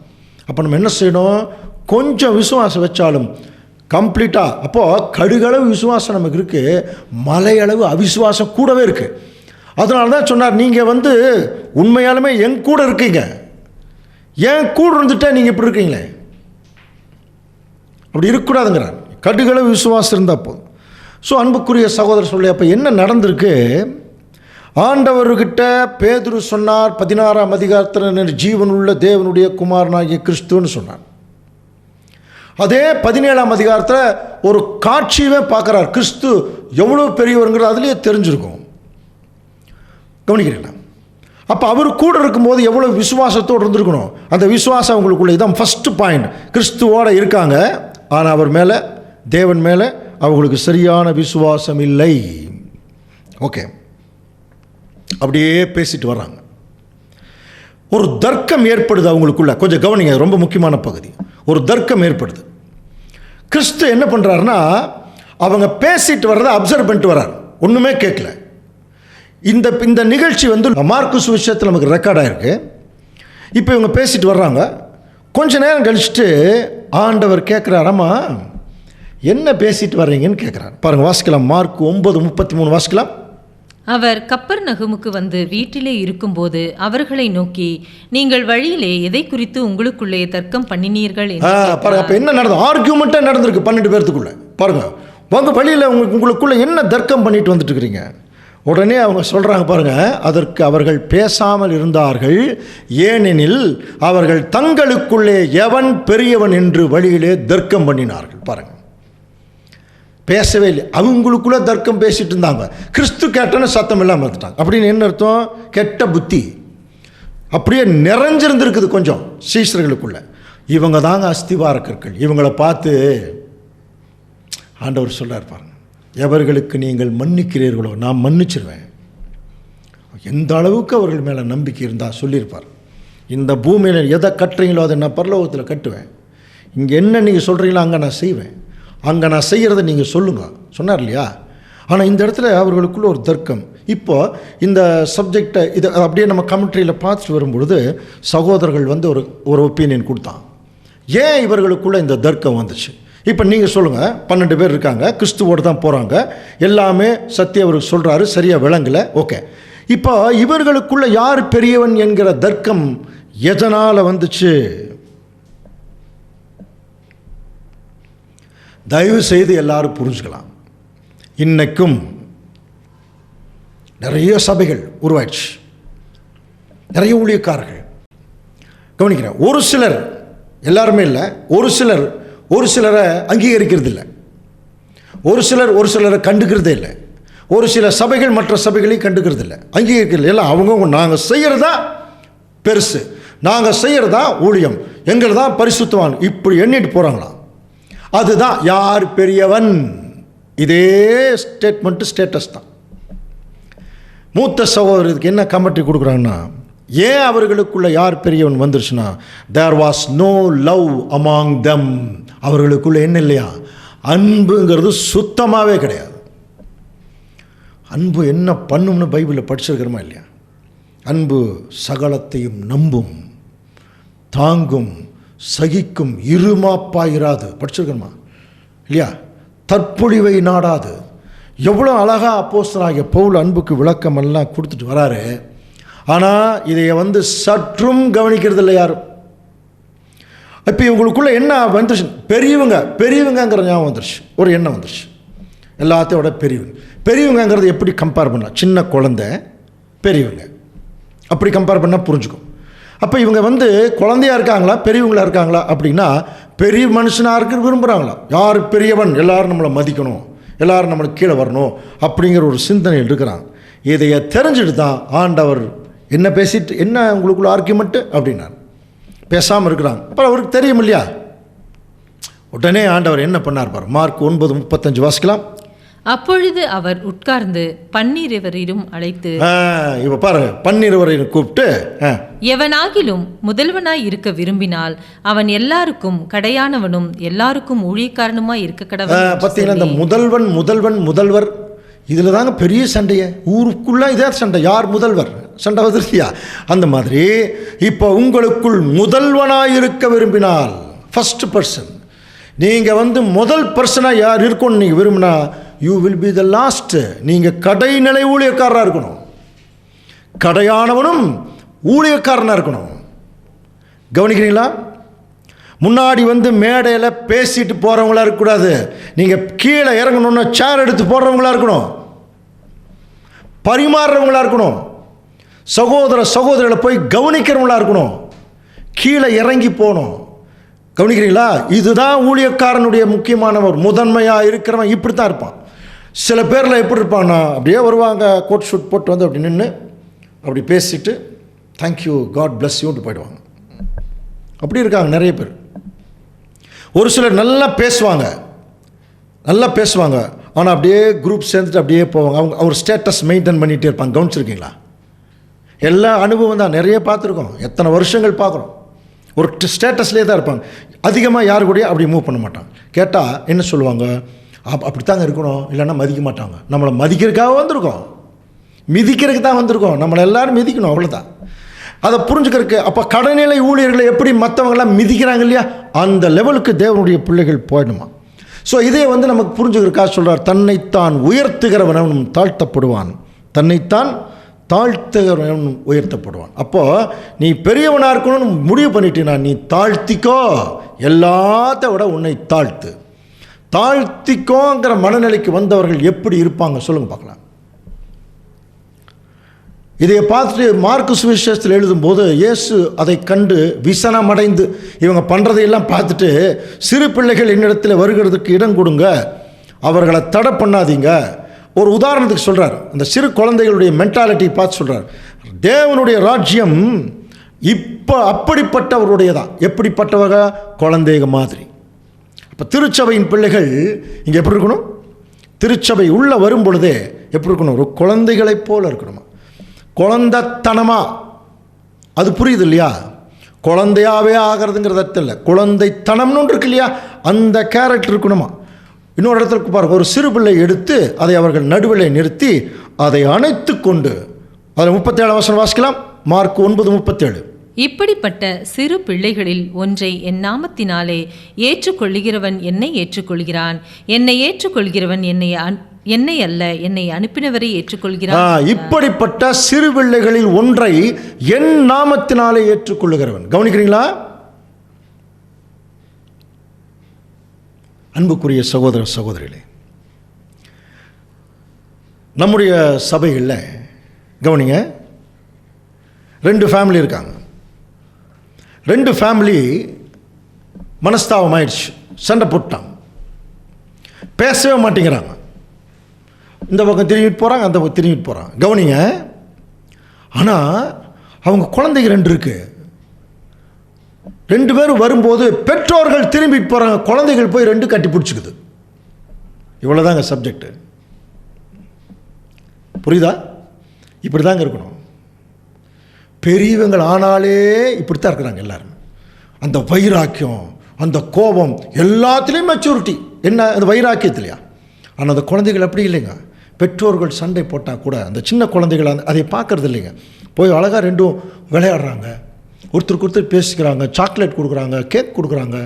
அந்த குழந்தைகளுக்குள்ள இவர்களுக்குள் இருந்த குரோதம் விரோதம் உண்மை இல்லை. ஆக்சுவலாக அந்த குழந்தைகள் மாதிரி யார் இருக்கணும்? எல்லாம் வளர்ந்தவங்க இருக்கணும். அதைத்தான் சொல்கிறேன். அப்படி வளர்ந்தவங்க இருக்கணும்னா அவர்கள் தங்களை தாழ்த்த வேணும், தங்களை கம்ப்ளீட்டாக தாழ்த்த வேணும்.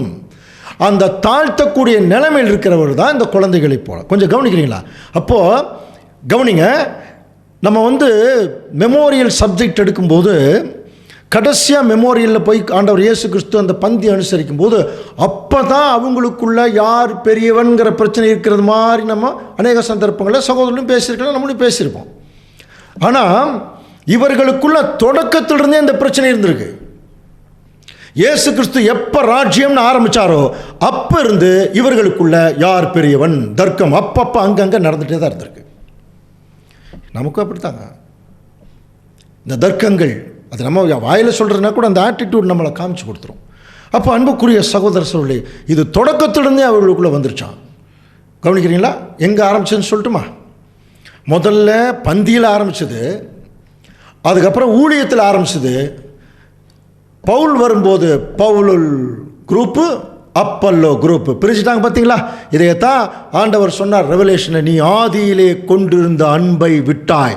அப்போ அந்த அன்பு போயிடுச்சுனாலே அந்த பிரிவு வரும், யார் பெரியவங்கிற எண்ணம் வந்துடும். நிறைய பேர் புதுசாக சத்தியத்தை பேசுகிறவங்கெல்லாம் அப்படி தான் வருவாங்க. வந்ததுக்கப்புறம் உடனே நம்ம எல்லாத்தையும் நம்ம பெரிய ஆளாகி காட்டணும், நான் நிறைய ஊழியம் பண்ணி காட்டணும், நிறைய பேர்த்த சேர்த்து காட்டணும், இப்படியெல்லாம் சிந்தனை பண்ணிட்டு வருவாங்க. இதெல்லாம் யாருடைய கையில் இருக்குது?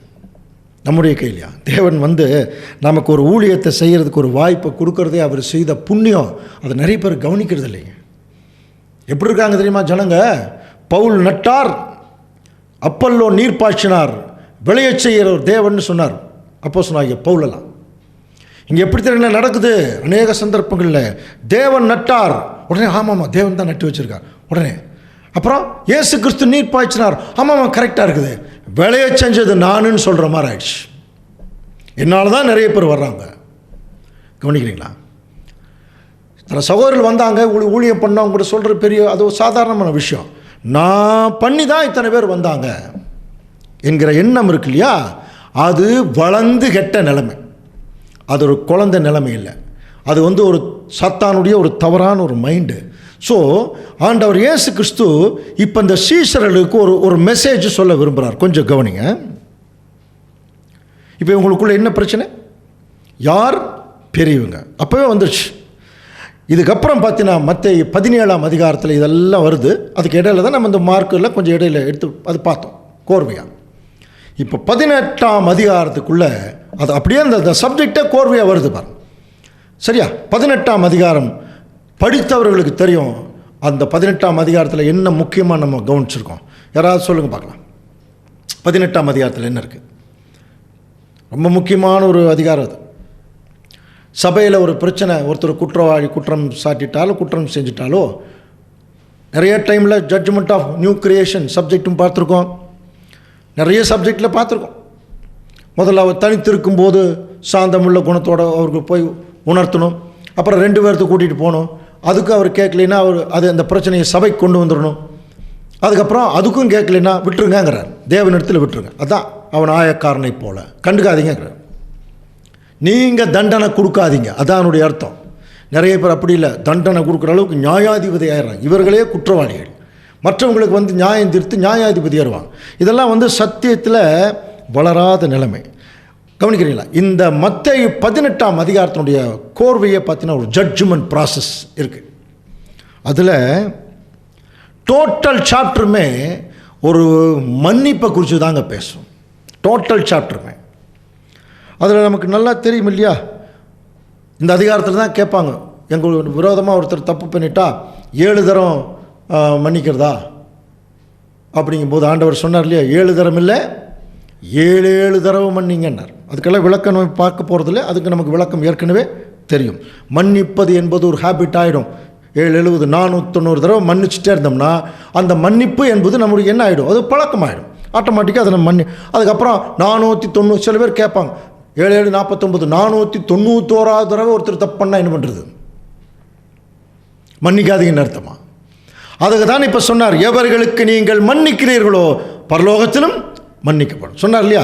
அப்போ 490 4900 தடவைனாலும் மன்னிச்சு தாகணும். கவனிக்கிறீங்களா? சில பேர் சொல்லுவாங்க, நான் மன்னிச்சிட்டேங்க ஆனால் மறக்கவே இல்லைங்கம்மாங்க. புரியுதா? அப்போ மறக்கவே இல்லை என்னென்ன அர்த்தம்? மன்னிக்கலன்னு அர்த்தம். மன்னித்தால் என்ன பண்ணிடுவோம்? மறப்போம். இதைத்தான் சாதாரண உலக ஜனங்கள் சொல்கிறாங்க, மறப்போம் மன்னிப்போம், அல்லது மன்னிப்போம் மறப்போம், ஏதோ ஒன்று ஆர்டர் மாதிரி வந்தால் கூட 2 ஒன்று தான் இல்லையா?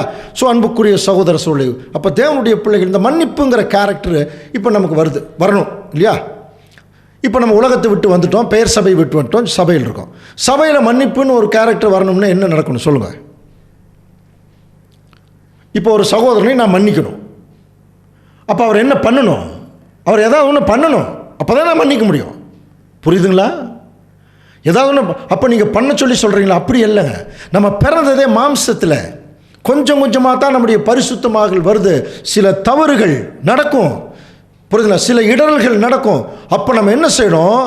ஆண்டவர் இயேசு கிறிஸ்து சொன்ன வார்த்தைகளை நினைவு கூர்ந்து நீங்கள் மன்னிச்சிட்டீங்கன்னா நான் மன்னிச்சிருவேன்னு சொல்கிறார் இல்லையா? அது தேவன் வரைக்கும் போகும் அந்த விஷயம். தேவனும் அப்படி தான். நம்மளையெல்லாம் மன்னிச்சதுனால தானே இவ்வளோ தூரம் சத்தியத்தில் இருக்கிறோம். அது நம்ம புரிஞ்சுக்க வேண்டாமா? அப்போ தேவனுடைய பிள்ளைகள் என்ன செய்யணும்?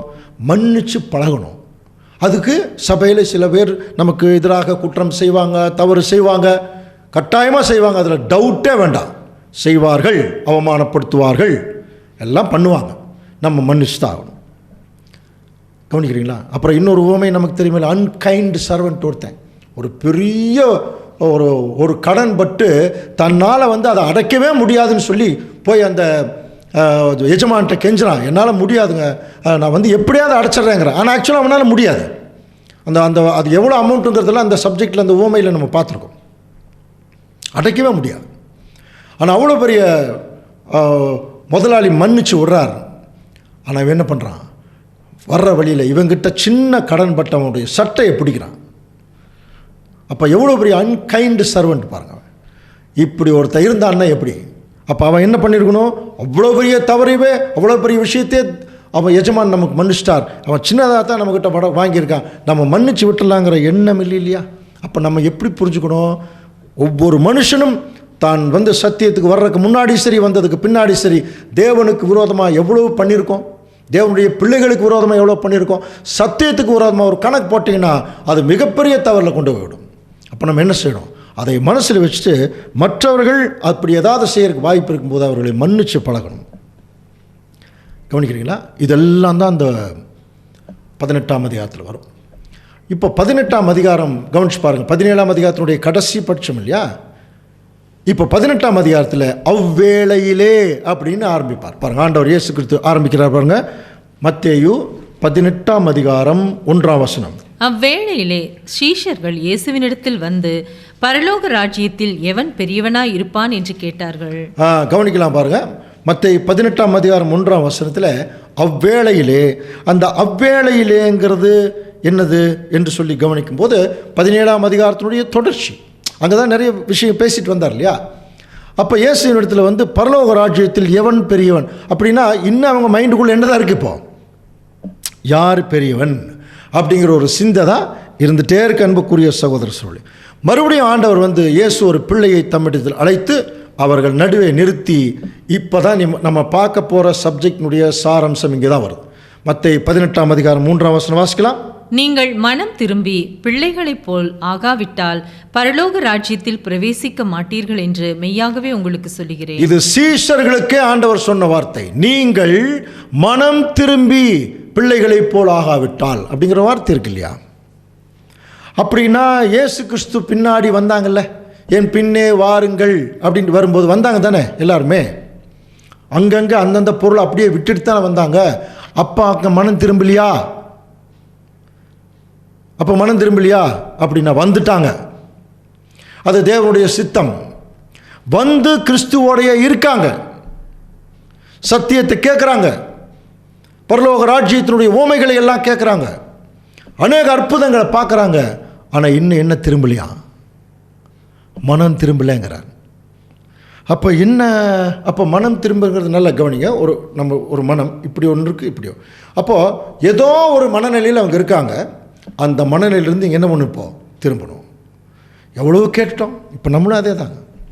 நிறைய விஷயங்கள், அனுபவங்கள், சத்தியம் எல்லாம் கேட்டோம். இன்னும் நம்ம மனம் திரும்பி இருக்கிறோமான்னு பாருங்கள். எப்படி ஒரு கேள்வி கேட்டால் அதெல்லாம் திரும்பி ரொம்ப நாள் ஆச்சுன்னு சொல்ல முடியுமா? சத்தியத்துக்குள்ளே வந்துட்டோம், அவ்வளோதான். சத்தியம் சொல்கிறபடி நம்ம கேட்குறோமா? அது அது அது அடுத்த கொஸ்டின். சத்தியம் சொல்கிறபடி வாழ்க்கை இருக்கா? சத்தியம் சொல்கிறபடி மன்னிக்கிறோமா? அல்லது சத்தியம் சொல்கிறபடி கேரக்டர் மாறி இருக்கா? மாறலைன்னா இன்னும் நீங்கள் மனம் திரும்பவில்லை என்று அர்த்தம். திருப்பணும், மனசு அப்படியே மறுரூபமாகும். ஸோ எப்படி திருப்பணும்? இப்போ நீங்கள் எப்படி இருக்கீங்க? உங்களை யார் பெரியவங்கன்னு சொல்லிட்டு இருக்கீங்க இல்லையா? இப்போ அதுக்கு விளக்கம் சொல்கிறார். மத்தேயு 18ஆம் அதிகாரம் 4ஆம் வசனம். ஆகையால் இந்த பிள்ளைகளைப் போல தன்னை தாழ்த்துகிறவன் எவனோ அவனே பரலோக ராஜ்யத்தில் பெரியவனா இருப்பான். இந்த பிள்ளையைப் போல தன்னை தாழ்த்துகிறவன் எவனோ.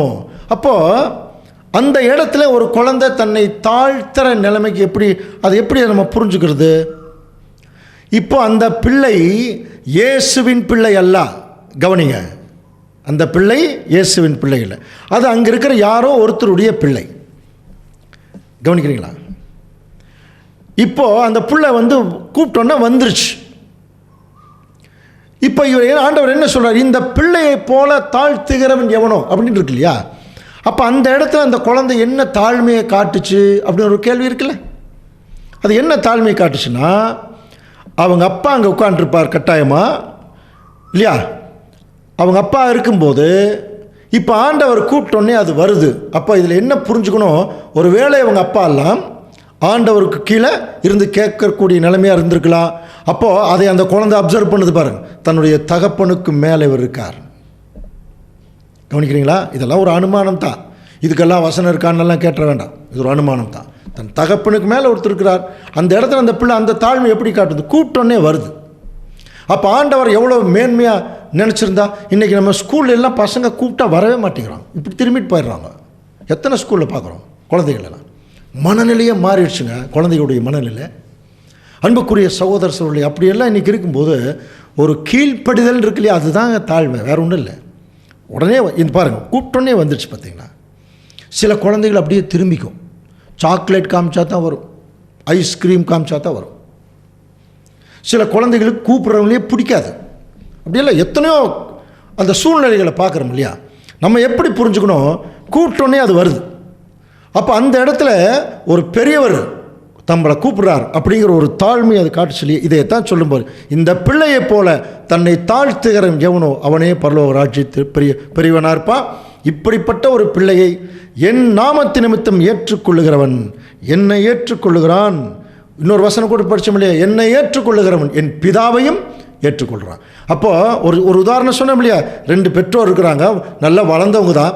ஆனால் அவங்களுக்குள்ள மனஸ்தான் வந்தோடனே 2 பேரும் பேசிக்கிறது இல்லை. ஆனால் அந்த குழந்தைகள் ஏற்றுக்கிறாங்களா இல்லையா.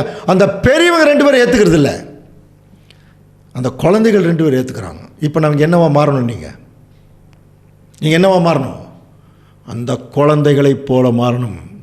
அந்த தாழ்மைக்குள்ளே நீங்கள் வரணும். நிறைய பேர் குழந்தைகளாகவும் மாறுறதில்லை, ஆனால் அதே சமயத்தில் அந்த குழந்தைகளாக மாறுகிறவர்களுக்கு இடரல் உண்டு பண்ணிடுறாங்களா பாருங்கள். மத்தேயு அதே அதிகாரத்தில் சொல்கிறார் பாருங்கள், 18ஆம் அதிகாரம் 6ஆம் வசனம். என்னிடத்தில் விசுவாசமாய் இருக்கிற இந்த சிறியரில் ஒருவனுக்கு இடரல் உண்டாக்குகிறவன் எவனோ அவனுடைய கழுத்தில் எந்திரக்கல்லை கட்டி சமுத்திரத்தின் ஆழத்திலே அவனை அமிழ்த்துகிறது அவனுக்கு நலமாக. என்ன சொல்ற, என்னிடத்தில் விசுவாசமாயிருக்கிற இந்த சிறியரில். அப்போ 2வது பாயிண்ட், முதல்ல கீழ்ப்படிஞ்சு வருது, 2வது விசுவாசிக்கிறமா. அப்போ அந்த சிறியருங்கிற அந்த தாழ்மைக்குள்ளே வர்றவங்க கட்டாயமாக ஆண்டவர் இயேசு கிறிஸ்து மேலேயும் தேவன் மேலேயும் ஒரு இடரல் இல்லாத ஒரு விசுவாசம் வைப்பாங்க. அந்த மாதிரி நிறைய பேர் வர்றாங்க இல்லையா, அவங்களுக்கு யாராவது இடரல் உண்டாக்கிட்டா அவங்க கீழே சமுத்திரத்தில் எந்திரக்கல்னா புரியுது இல்லையா, கிரைண்டிங் ஸ்டோனை கட்டி உள்ளே வச்சா சமுத்திரத்துக்குள்ளே போட்டால் வெளியே வராது, அவ்வளோதான், உள்ளே போய்டும். அந்த மாதிரி வெளியே வர முடியாத ஒரு நிலைமைக்குள்ளே போய்டுவாங்களாம். தேவனுடைய பிள்ளைகள் ஊழியம் பண்ணலினாலும் பரவாயில்ல, நிறைய பேர் என்ன பண்ணுறாங்க தெரியுங்களா, மற்றவங்க ஊழியத்தை கெடுக்கிறாங்க, மற்றவங்க பேரை கெடுக்கிறாங்க, இடல் உண்டு பண்ணுறாங்க. அந்த மாதிரி நிறைய பேர் இடல் உண்டு போய் நிறைய பேர் சத்தியத்தை விட்டு வெளியே போனவங்களும் இருக்காங்க, சபையை விட்டு வெளியே போனவங்களும் இருக்கிறாங்க. அந்த மாதிரி நம்ம செஞ்சிடவே கூடாது. தேவனுடைய பிள்ளைகள் முடிஞ்சால் நன்மை செய்யுங்க, இல்லைன்னா பேசாமல் இருங்க, அவ்வளோதான். தேவனுடைய பிள்ளைகளுக்கு அது இப்படி வேலை செய்கிறவங்க தாழ்ந்து போகிறவங்களுக்கு இடல் பண்ணிடவே கூடாது. கவனிக்கலாமா? அடுத்தது லூக்காவில் அதை பற்றி சொல்லும் பொழுது, பின்பு குழந்தைகளையும் அவரிடத்தில் தொடும்படி அவரிடத்தில் கொண்டு வந்தாங்க. சீஷர்களை பாருங்கள், அதை கண்டு கொண்டு வந்தவர்களை அதட்டினார்கள். அப்போ இவங்களுக்குள்ளே பாருங்கள், இன்னும் அந்த புத்தியே சரியாக மாறல. அது ஆண்டவர்கிட்ட வந்தால் ஒரு ஆசீர்வாதம் வாங்கட்டுமே அப்படிங்கிற ஒரு எண்ணம் இல்லாமல், அப்போ அந்த குழந்தைகள் பேரிலும் அவங்களுக்கு என்ன இல்லை, அந்த ஒரு அன்பு இல்லை, அவங்களுக்குள்ளே அன்பு இல்லை. இப்படி ஒரு சீஷர்களா? இவங்களை பார்த்து தாங்க சொல்கிறாரு, எவர்களுக்கு நீங்கள் மன்னிக்கிறீர்களோ. அப்படின்னா என்ன புரிஞ்சுக்கலாம், இப்போது ஆண்டவர் இயேசு கிறிஸ்து என்கிற பள்ளிக்கூடத்தில் 12 சீஷர்கள் பாடம் கற்றுக்கொண்டு இருக்கிறாங்க. அவங்க இன்னும் டீச்சர் ஆகலை இல்லையா. காரணம், அந்த கிராஜுவேஷன் முடிக்கணும் இல்லையா, அதுக்கு முன்னாடி போயிட்டுருக்குறாங்க எல்லாருமே. அந்த கிராஜுவேஷன் முடிக்கக்கூடிய பகுதியினுடைய முதல் பகுதி தான் அந்த பரிசுத்த ஆவி அவங்களுக்கு கிடைச்சது. அதுக்கப்புறம் அவங்க குழந்தைகள்கிட்ட எப்படி மூவ் பண்ணியிருப்பாங்கன்னு நமக்கு நல்லா தெரியும். மற்ற சகோதர சகோதரத்தில் எப்படி பேசியிருப்பாங்க. வெள்ளியும் பொண்ணும் என்னிடத்தில் இல்லை, பேதுருன்னு சொல்கிறார், எங்கிட்ட இருக்கிறத உனக்கு கொடுக்குறேன், எந்திரிச்சு நட. அப்போ அந்த அக்கறை, அந்த அன்பு வந்துச்சா இல்லையா. ஏன்னா அவர்கள் தங்களை தாழ்த்தினார்கள். அன்புக்குரிய சகோதர சகோதரி, அதையத்தான் இங்கே சொல்கிறார். அப்போது இவங்க என்ன பண்ணுறாங்க? இயேசுவோ அவர்களை கொண்டு வரும்படி கட்டளையிட்டு, சிறு பிள்ளைகள் என்னிடத்திலே வருகிறதுக்கு இடம் கொடுங்கள், அவைகளை தடை பண்ணாதிருங்கள், தேவனுடைய ராஜ்யம் அப்படிப்பட்டவருடையது. அது 17ஆம் வசனம் வாசிக்கலாம் பாருங்க. எவனாகிலும் சிறு பிள்ளையைப் போல தேவனுடைய ராஜ்யத்தை ஏற்றுக்கொள்ளாவிட்டால் அதில் பிரவேசிக்க மாட்டான் என்று மெய்யாகவே உங்களுக்கு அப்போ ஒரு சிறு பிள்ளை எப்படி சொன்ன விஷயத்தை உடனே அப்சர்வ் பண்ணி எடுத்துக்குதோ, அந்த மாதிரி நீங்கள் எப்படி இருக்கணும்? தேவனுடைய ராஜ்யத்தை நீங்கள் ஏற்றுக்கொள்றீங்கன்னா ராஜ்யத்துக்குரிய அத்தனை விஷயத்தையும் உங்களுக்குள்ளே வச்சுருக்கணும். அதுதான் சிறு பிள்ளையை போல் நீங்கள் ஏற்றுக்கிறது. அப்போ நீங்கள் என்னவா மாறணுங்கிறார்? நீங்கள் பெரியவங்களாக இருந்து குரோதமும் மூர்க்கம் வச்சுக்காதீங்க, சின்ன குழந்தைகளைப் போல நீங்கள் மாறிடுங்கிறார். ஆனால் ஒரு விஷயம் நல்லா புரிஞ்சுக்கலாம். பேசிக் சப்ஜெக்ட் எடுக்கும்போது நாம் இனி குழந்தைகளாயிராமல் மனுஷருடைய சூதும் வஞ்சிக்கிறதுக்கு ஏதுவான தந்திரமான போதகத்தில் இல்லாமல் வளரணும், தலையாகிய கிறிஸ்துவுக்குள் வளரணும். இது பவுல் எழுதுனது. அது உண்மையான ஒரு சத்தியம். எதில் குழந்தைகளாக இருக்கக்கூடாது? சத்தியத்தில் நம்ம குழந்தைகளாக இருக்கக்கூடாது, சத்தியத்தில் வளர்ந்தவங்களாக இருக்கணும். இன்னொரு இடத்துல பவுல் சொல்லும்போது பாருங்கள், 1 கொரிந்தியர் 14:20 வாசிக்கலாம் பாருங்கள். சகோதரரே, நீங்கள் புத்தியிலே குழந்தைகளாக இராதேயுங்கள். கவனிங்க, நீங்கள் புத்தியில் எப்படி இருக்கணும்? குழந்தைகளாக இருக்காதீங்க, துர்க்குணத்தில் குழந்தைகளாக இருங்க. புத்தியிலோ நீங்கள் எப்படி இருங்க? வளர்ந்துருங்க. சத்தியத்தில் நல்லா வளர்ந்துருக்கணும், துர்க்குணத்தில் நீங்கள் குழந்தைகளாக இருக்கணும். அப்போ துர்க்குணத்தில் குழந்தைகளாக இருக்கணும். குழந்தைகளுக்கு துர்க்குணம் இருக்கான்னா குழந்தைகளுக்கு துர்க்குணமே இருக்காது. கவனிக்கிறீங்களா? அந்த துர்க்குணம் யார் மூலமாக தெரியுமா அதிகமாக வளரும்? அந்த சூழ்நிலை. பெற்றோர்களுக்கு துர்க்குணம் இருந்தால் குழந்தைகளுக்கு அது வரும். சுற்றி இருக்கிற நண்பர்களுக்கு துர்க்குணம் இருந்தால் குழந்தைகளுக்கு வரும். சொந்தக்காரருக்கு துர்க்குணம் இருந்தால் சொந்தக்காரரோட அனுப்பிச்சு பாருங்க, அந்த துர்க்குணம் வரும். ஆனால் ஒரிஜினலாக குழந்தைகளுக்கு துர்க்குணம்ங்கிறது இல்லை. இப்போ நம்ம என்னவா மாறிடும் தெரியுங்களா? சத்தியத்தில் நல்லா வந்துட்டு வளர்ந்ததுக்கப்புறம் அப்படியே குழந்தைகளாயிடணும். சில பேர்த்தெல்லாம் நீங்கள் கவனிங்க, அவர் பெற்றோர் கூட இருக்கலாம், தன்னுடைய குழந்தை அல்லது மற்றவர்களுடைய குழந்தைய எடுத்து கொஞ்சம் பொழுது சில பேர் அந்த குழந்தைகளாகவே மாறிடுவாங்க. பார்த்தீங்களா? அந்த குழந்தை பாஷையே பேசுவாங்க. காரணம், அந்த குழந்தை மேல் இருக்கக்கூடிய அவ்வளவு அன்பு, அதை அப்படியே மாறிடுவாங்க. அதுக்கு என்ன காரணம்? அந்த குழந்தை மேலே வைத்திருக்கிற அன்பு. சில பெற்றோர்கள் குழந்தையை சீண்டவே மாட்டாங்க. என்ன வேணும்? அப்படியா, வாங்கிக்கோ, அந்த அப்போ காசு கொடு, அவ்வளோதான், அப்படி போயிடுவாங்க. அந்த குழந்தைகள் அப்படி தாங்க வளரும். அப்போ தன் பெற்ற பிள்ளைகளை மிக அன்போடு வளர்த்தக்கூடிய நிலைமையில், அவர்களுக்கு ஒரு கட்டுப்பாடோடு வளர்த்தக்கூடிய நிலைமையில் அந்த குழந்தைகளும் அதே மாதிரி தான் வளரும். இப்போ நம்மளாம் வளர்ந்துட்டோம். இப்போ நம்மளுக்கு என்ன சொல்கிறாரு? நீங்கள் வளர்ந்து கெட்டது போதும், நீங்கள் என்னவா மாறிடுங்க, நீங்கள் துர்க்குணத்தில் குழந்தைகளாயிருங்க, புத்தியில் தேருங்க. ஆனால் அதே சமயத்தில் நீங்கள் மனம் திரும்பி பாருங்கள். மத்தேயு 18:3 மறுபடியும் வாசிக்கலாம். நீங்கள் மனம் திரும்பி பிள்ளைகளைப் போல் ஆகாவிட்டால் பரலோக ராஜ்யத்தில் பிரவேசிக்க மாட்டீர்கள் என்று. அப்போ என்ன சொல்லிட்டாரு? நீங்கள் மனசை திருப்புங்கிறார். அப்போ இவங்க இப்போ என்ன மனநிலையில் இருக்காங்க பாருங்க. இவங்க என்ன மனநிலையில் இருக்காங்கன்னா, கிறிஸ்து தான் இவங்களை விட பெரியவர். இவங்க என்ன நினச்சிட்டாங்கன்னா, எல்லாரும் பெரியவங்கன்னு நினச்சிட்டாங்க பாருங்க. எல்லாருமே அப்படி நினைக்கிற மனநிலையிலிருந்து நீங்கள் மனம் திரும்புங்கள் அப்படின்னார். அப்படின்னா ஒரு பெரியவன்கிற மனநிலையில் என்ன இருக்கணும்? மேட்டுமை இருக்கும், அகந்தை இருக்கும். இப்போ அவங்களுக்குள்ள இதுதான் இருந்தது பாருங்க. சீசர்களுக்குள்ள இதுதான் மேட்டிமை, அகந்தை, ஒருத்தருக்கு ஒருத்தர் நேசிக்காத தன்மை இருந்தது. இப்போ அது ஆண்டவர் சொல்கிறார், இதையிலிருந்து நீங்கள் மனசை திருப்புங்க. எப்படி திருப்பணும்? ஒரு சிறியவன், ஒரு குழந்தையாக இருந்தால் அந்த குழந்தைகிட்ட ஒரு தாழ்மை இருக்கும், ஒரு இரக்கம் இருக்கும், ஒரு குழந்தைத்தன்மை. அந்த இரக்கம் குழந்தைகளுக்கு இருக்கா? அது இரக்கம் மாதிரி நமக்கு தெரியாதுங்க. ஆனால் அதை காட்டும். எப்படி தெரியுமா? இன்னொரு குழந்தை ஒரு சாக்லேட்டோ ஏதோ ஒரு கேக் சாப்பிட்ருக்குன்னா இன்னொரு குழந்தை அது பார்த்துட்டே இருந்துன்னு வச்சுங்க, குழந்தைய இந்த குழந்தை என்ன பண்ணுது? அந்த குழந்தைக்கு இப்போ இதை ஊட்டுதா இல்லையா? எத்தனை பார்த்துருக்கோம். அப்போ அந்த இடத்துல அந்த குழந்தைக்கு அந்த யாருடைய மகள் அப்படின்லாம் பார்க்குதா? இது மாமா மகள், அத்தை, அப்படியெல்லாம் இல்லை. அது நம்மளை மாதிரி ஒரு குழந்தை, அது என்னை பார்க்குது, அதுக்கு ஊட்டணும். தன்னுடைய தாய் தகப்பன்மாருக்கு ஊட்டி விடும். குழந்தைகளுடைய மனநிலை அதுதான். இப்படி சபையார் எல்லாரும் மாறினா எப்படி இருக்கும்? எவ்வளோ சந்தோஷம் இருக்கும். கொஞ்ச நாள் தான் இந்த பூமியில் வாழ போகிறோம். ஒருத்தருக்கு ஒருத்தர் மன்னிச்சு விட்டு கொடுத்து அந்த சுயநலத்தை கம்ப்ளீட்டாக எடுத்து எரித்து எல்லாத்தையும் தூக்கி போட்டு, பரவாயில்லைங்க எவ்வளோ கஷ்டம், சரி கொஞ்ச நாள் இருக்க போகிறோம், கொஞ்சம் ஒருத்தர் முகத்தை ஒருத்தர் பார்த்து சந்தோஷப்பட்டு ஒரு சமாதானமாக கொஞ்ச நாள் வாழ முடியாதா? முடியுங்க. விட மாட்டேங்கிறான்.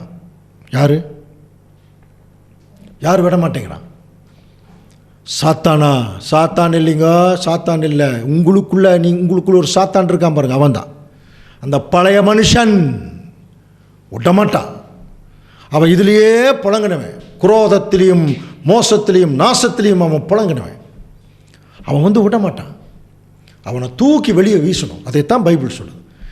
அந்த யார் பெரியவன், அந்த மேட்டிமை, அந்த அகந்தை எல்லாம் இருக்குல்ல, தூக்கி போட்டால் அப்படியே குழந்தைகளா எல்லாம் மாறிடலாம். அதைத்தான் நீங்கள் மனம் திரும்புங்கள் அப்படின்னு அர்த்தம். பெரியவர்கள் மனநிலையிலிருந்து எந்த மனநிலைக்கு மாறுங்க? குழந்தைகள் மனநிலைக்கு. அப்போ குழந்தைகள்ங்கிறது என்ன ஸ்டேஜ் பாருங்கள், என்ன ஸ்டேஜ் இருக்கும்.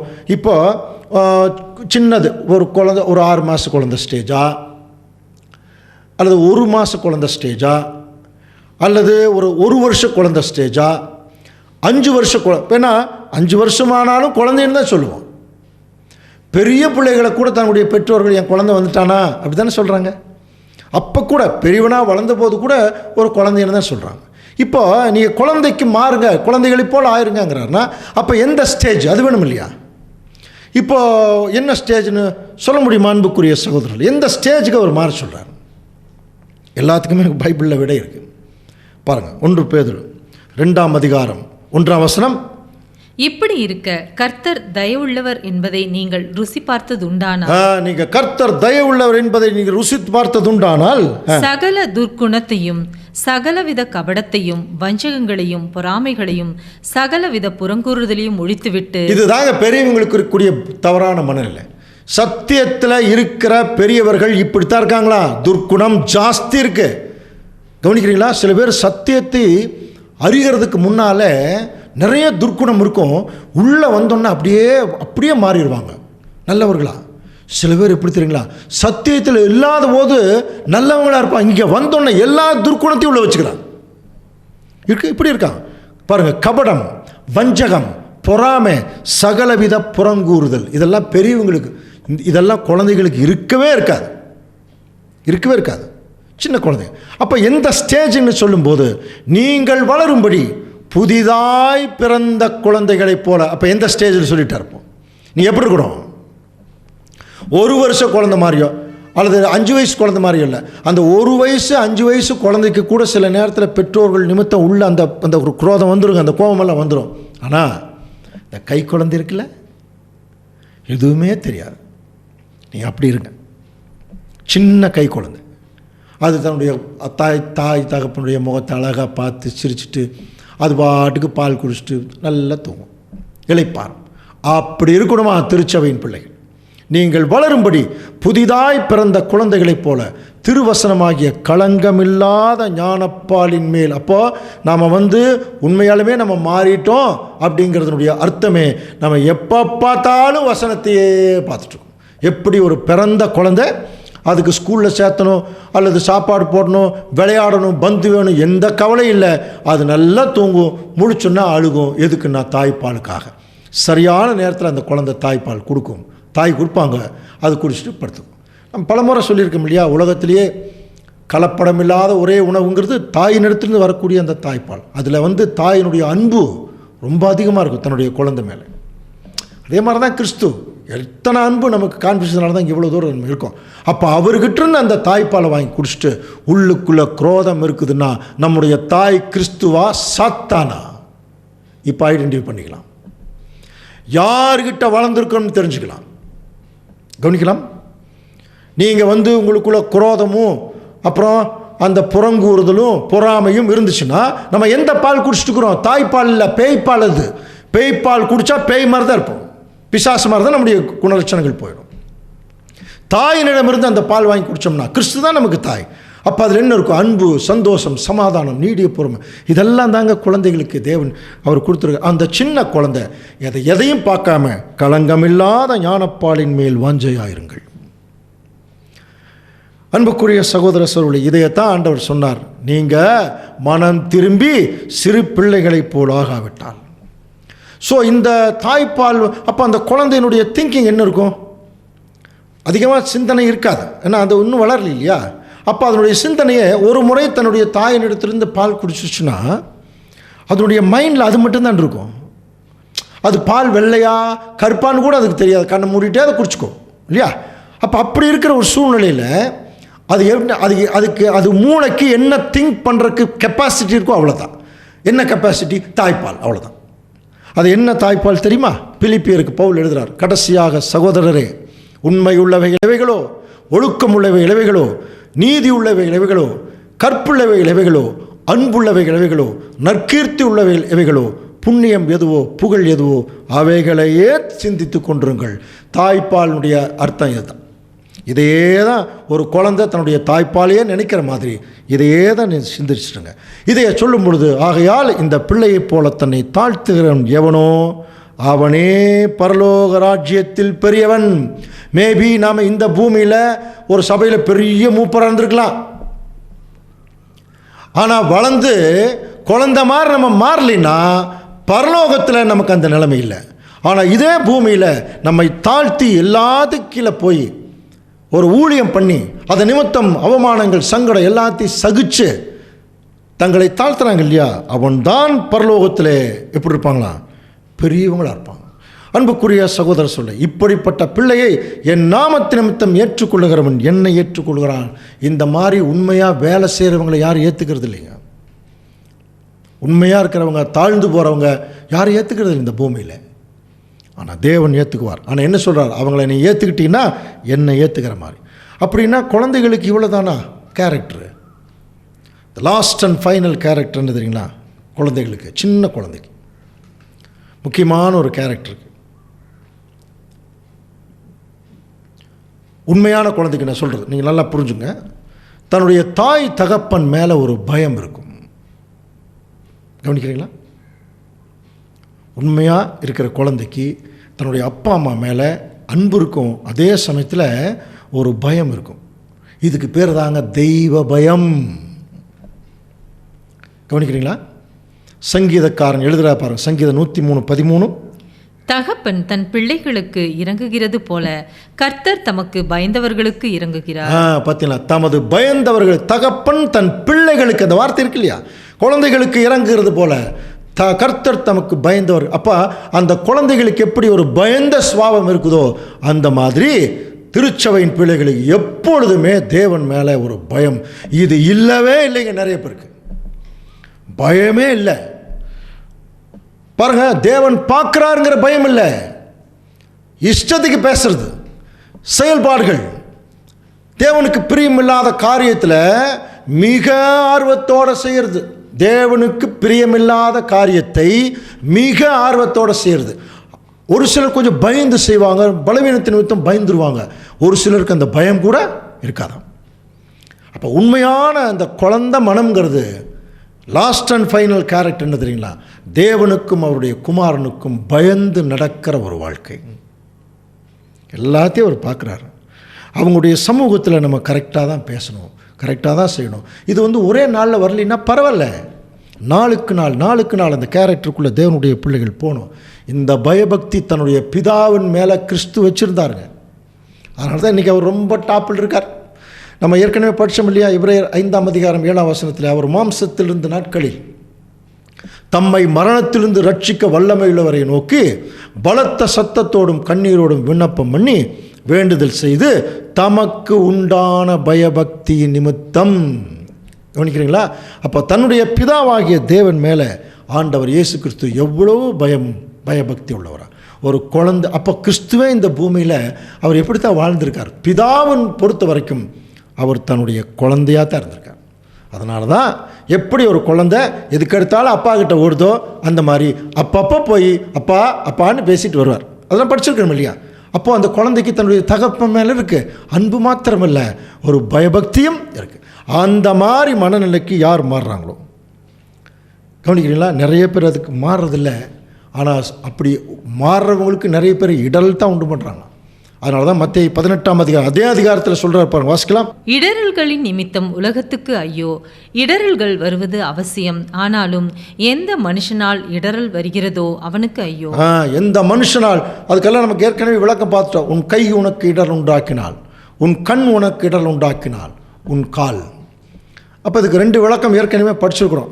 ஒரு கை மாதிரி கண் மாதிரி இருக்கிறவங்க நிறைய பேர் நமக்கு இடர் உண்டாக்கினா அவங்கள ஃப்ரெண்ட்ஷிப்பை கட் பண்ணுங்க, அது ஒன்று. 2வது, கை கண்ணுங்கிறது நம்ம சத்தியத்தை பார்க்குற பார்வையில், கை கிரியை செய்கிறதில்ல, கால் நடக்கிறதில்ல. இது 3ல் யாரும் நமக்கு யாராவது இடர் உண்டாக்கினா அவங்களுடைய ஃப்ரெண்ட்ஷிப்பை கட் பண்ணுங்க. ஸோ அவங்களோட நீங்கள் பரலோக ராஜ்யத்துக்கெல்லாம் போக முடியாதுன்னு அப்போவே உவமையில் ஆண்டவர் இயேசு கிறிஸ்து சொன்னதை கவனிக்கலாம். கடைசியாக இந்த சிறியரில் சொல்கிறார் இல்லையா, இந்த தங்களை தாழ்த்துறாங்க பாருங்க, அந்த தாழ்த்துறவங்களுக்கு, தாழ்த்தக்கூடியவர்களுக்கு தேவன் இந்த பூமியிலேயே ஒரு ப்ரிவிலேஜ் வச்சிருக்கார். அந்த ப்ரிவிலேஜ் என்னன்னு படிக்கலாமா? மத்தேயு 18ஆம் அதிகாரம் 10ஆம் வசனம்.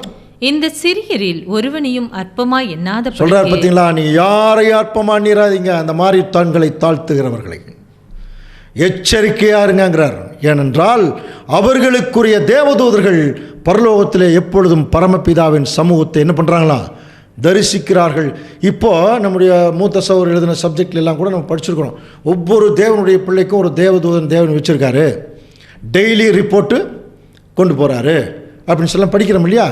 அதெல்லாம் உண்மையான ஒரு விஷயமா இருந்தாலும் இந்த வசனத்தை பொறுத்த வரைக்கும் இந்த தேவதூதர்கள் யார், இவங்க யாருக்காக தேவன் வைக்கிறார்னா விசேஷமாக தங்களை தாழ்த்தக்கூடியவர்கள். இந்த தேவதூதர்கள் என்ன செய்கிறாங்கன்னா, 91ஆம் சங்கீதத்தில் படிச்சிருக்கோம் இல்லையா, உன்னதமானவருடைய மறைவில் இருக்கிறவன் சர்வ வல்லவருடைய நிழலிலே தங்குவான். தேவனுக்குள்ளும் இயேசு கிறிஸ்துவுக்குள்ளும் ஒருத்தர் போயிட்டாங்கன்னா, புது சிருஷ்டியினுடைய முற்றிய நிலைமை போயிட்டாங்கன்னா, உன் பாதம் கல்லில் இடராதபடிக்கு தேவதூதர்கள் என்ன செய்வாங்களா, தாங்கிட்டு போயிடுவாங்கன்னு பைபிள் இருக்குது. 91ஆம் சங்கீதம் 11ஆம் வசனம் ஏற்கனவே படிச்ச முடியாது. அந்த லாஸ்ட் டே செயின்ஸ், கடைசி கால திருச்சபையின் பிள்ளைகளை பார்த்து சொல்லுவாங்க, உங்கள் பாதம், நம்மளாம் கிறிஸ்துவுடைய பாதம், அது இடறி போகாதபடிக்கு தேவதூதர்கள் தாங்கிட்டு போவாங்களாம். அப்போது நம்ம அறியாமையே நம்ம சுற்றிலும் இந்த தாழ்மையானவர்களுக்கென்றே சில தேவதூதர்களை தேவன் அங்கே வைக்கிறார். இவங்க என்ன செய்கிறாங்க, எபிரேயருக்கு எழுதின நிருபத்தில் படிக்கிற முடியா, தேவதூதர்களை பற்றி பேசிட்டு அதில் கடைசி வசனத்தில் அப்போஸ்தலனாகிய பவுல் சொல்கிறத கவனிக்கலாம். எபிரேயர் 1:14, ரட்சிப்பை சுதந்தரிக்க போகிறவர்களின் நிமித்தமாக ஊழியம் செய்யும் படிக்கு அவர்கள் எல்லாம் அனுப்பப்படும் பணிவிடை ஆவிகளாய் இருக்கிறார்கள். இவங்க தாங்க தேவனுடைய ராஜ்யத்தை சுதந்தரிக்க போகிறாங்க. இந்த தாழ்மை உள்ளவர்கள், குழந்தைகளைப் போல மாறுகிறவர்கள், இவங்களுக்காகவே ஊழியம் செய்கிறதுக்கு நிறைய பணிவிடை ஆவிகளை தேவன் அங்கே வச்சுருக்காராம். ஆண்டவர் இயேசு கிறிஸ்துவ ஒரு வசனம் கூட படிச்சிருக்கோம் இல்லையா, அவர் தன்னை மிகவும் தாழ்த்திருந்ததுனால அவருக்கு பணிவிடையெல்லாம் செய்தார்கள்லாம் நம்ம சில வசனங்கள்லாம் நம்ம படிச்சிருக்கிறோம். இதை டோட்டலாக ஆண்டவர் இயேசு கிறிஸ்து ஒரே வசனத்தில் முடிச்சிட்டார். ஆவியிலே எளிமையுள்ளவர்கள் பாக்கியவான்கள், பரலோக ராஜ்யம் அப்படிப்பட்டவர்கள். இந்த பூமியில் இப்படி தங்களை தாழ்த்தக்கூடிய நிலைமையில் யார் இருக்கிறாங்களோ, டாப்பில் இருக்கிறவங்களாம் அதிகாரத்தில் இருப்பாங்க, ஆணவத்தில் இருப்பாங்க, மக்கள் கூட்டம் அவங்களுக்கு நிறைய சேரும், புரியுதுங்களா, எல்லா வகையான வசதி வாய்களையும் அனுபவிக்கிறவங்களா இருப்பாங்க. ஆனால் தங்களை தாழ்த்தர்கள் இந்த எதுவுமே அவங்களுக்கு இருக்காது, ரொம்ப கீழான நிலைமையில் போயிட்டுருப்பாங்க. ஆனால் பரலோக ராஜ்யம் அவங்களோட தான். சங்கீதக்காரன் இதை குறித்து எழுதும்போது பகை பாருங்கள், 8ஆம் சங்கீதம் 2ஆம் வசனம், பகைஞனையும் பழிகாரனையும் அடக்கி போட தேவரீர் உம்முடைய சத்துருக்களை நிமித்தம் குழந்தைகள் பாலகர் வாயினால் பெலன் உண்டு பண்ணினீர்கிறார். இதைத்தான் ஆண்டவர் சொல்லும்போது வேறொரு இடத்துல சொல்லும்போது, இவைகளெல்லாம் ஞானிகளுக்கும் கல்விமான்களுக்கும் மறைத்து யாருக்கு வெளிப்படுத்தினாரா, பாலகருக்கு வெளிப்படுத்தினபடியால் நமக்கு ஸ்தோத்திரம். வசனம் படிச்சிருக்கோம் இல்லையா. அப்போ அன்புக்குரிய சகோதர சூழலே, நம்ம எல்லாம் வளர்ந்துட்டோம் எல்லாருமே. இப்போ ஒரே ஒரு கண்டிஷன் சொல்லிட்டார், நீங்கள் பரலோக ராஜ்யத்தினுடைய பாத்தியப்பட்டவர்களாக இருந்தால் நீங்கள் என்னவா மாறுங்க, மனசை திருப்பிடுங்க, குழந்தைகளைப் போல மாறுங்கள். குழந்தைகளைப் போல மாறினா அவங்களுக்குள்ள அந்த கள்ளங்கவடம் இருக்காது, ஒரு தெய்வ பயம் இருக்கும். அப்படி தெய்வ பயம் உள்ள ஒரு சந்ததி தானே இப்போ நமக்கு தேவை. ஒரு தெய்வ பக்தி உள்ள சந்ததி உருவாகணும் தானே தேவன் விரும்பினார். அந்த சந்ததி ப்ராசஸில் போயிட்டுருக்கு. அந்த சந்ததிக்கு ஒரு ரோல் மாடலே திருச்சபை தான். திருச்சபையினுடைய அழைப்புக்கு நமக்கு வந்திருக்கும் போது இப்போ நம்ம எப்படி இருக்கோம்? கடைசியாக ஒரு வசனம் வாசித்து முடிக்கலாம். இவ்வளவு நேரம் பார்த்தோம் இல்லையா? ஆகையால் அப்படின்னு ஆரம்பிக்கிறார் பேதுரு. 1 பேதுரு 5-6 வசனம் வாசிக்கலாம். ஆகையால் ஏற்ற காலத்திலே தேவன் உங்களை உயர்த்தும் படிக்கு அவருடைய பலத்த கையுக்குள் அடங்கியிருங்கள். இப்போ யார் சொல்றார்? பலத்த கையுக்குள் அடங்கி. ஒரு பெரிய ஒரு வளர்ந்தவனை போய் கைக்குள்ள அடக்க முடியுமா? தூக்கவே முடியாது இல்லையா? ஆனால் குழந்தைகளை தூக்கலாம் இல்லையா? இப்போ அவர் என்ன சொல்றார்? நீங்கள் ஒரு குழந்தையாகவே இருங்க. உங்களை ஏற்ற காலத்தில் தேவன் உயர்த்துவார். நீங்கள் உங்களை உயர்த்தாதீங்க. அதுதான் அவனுடைய அர்த்தம்.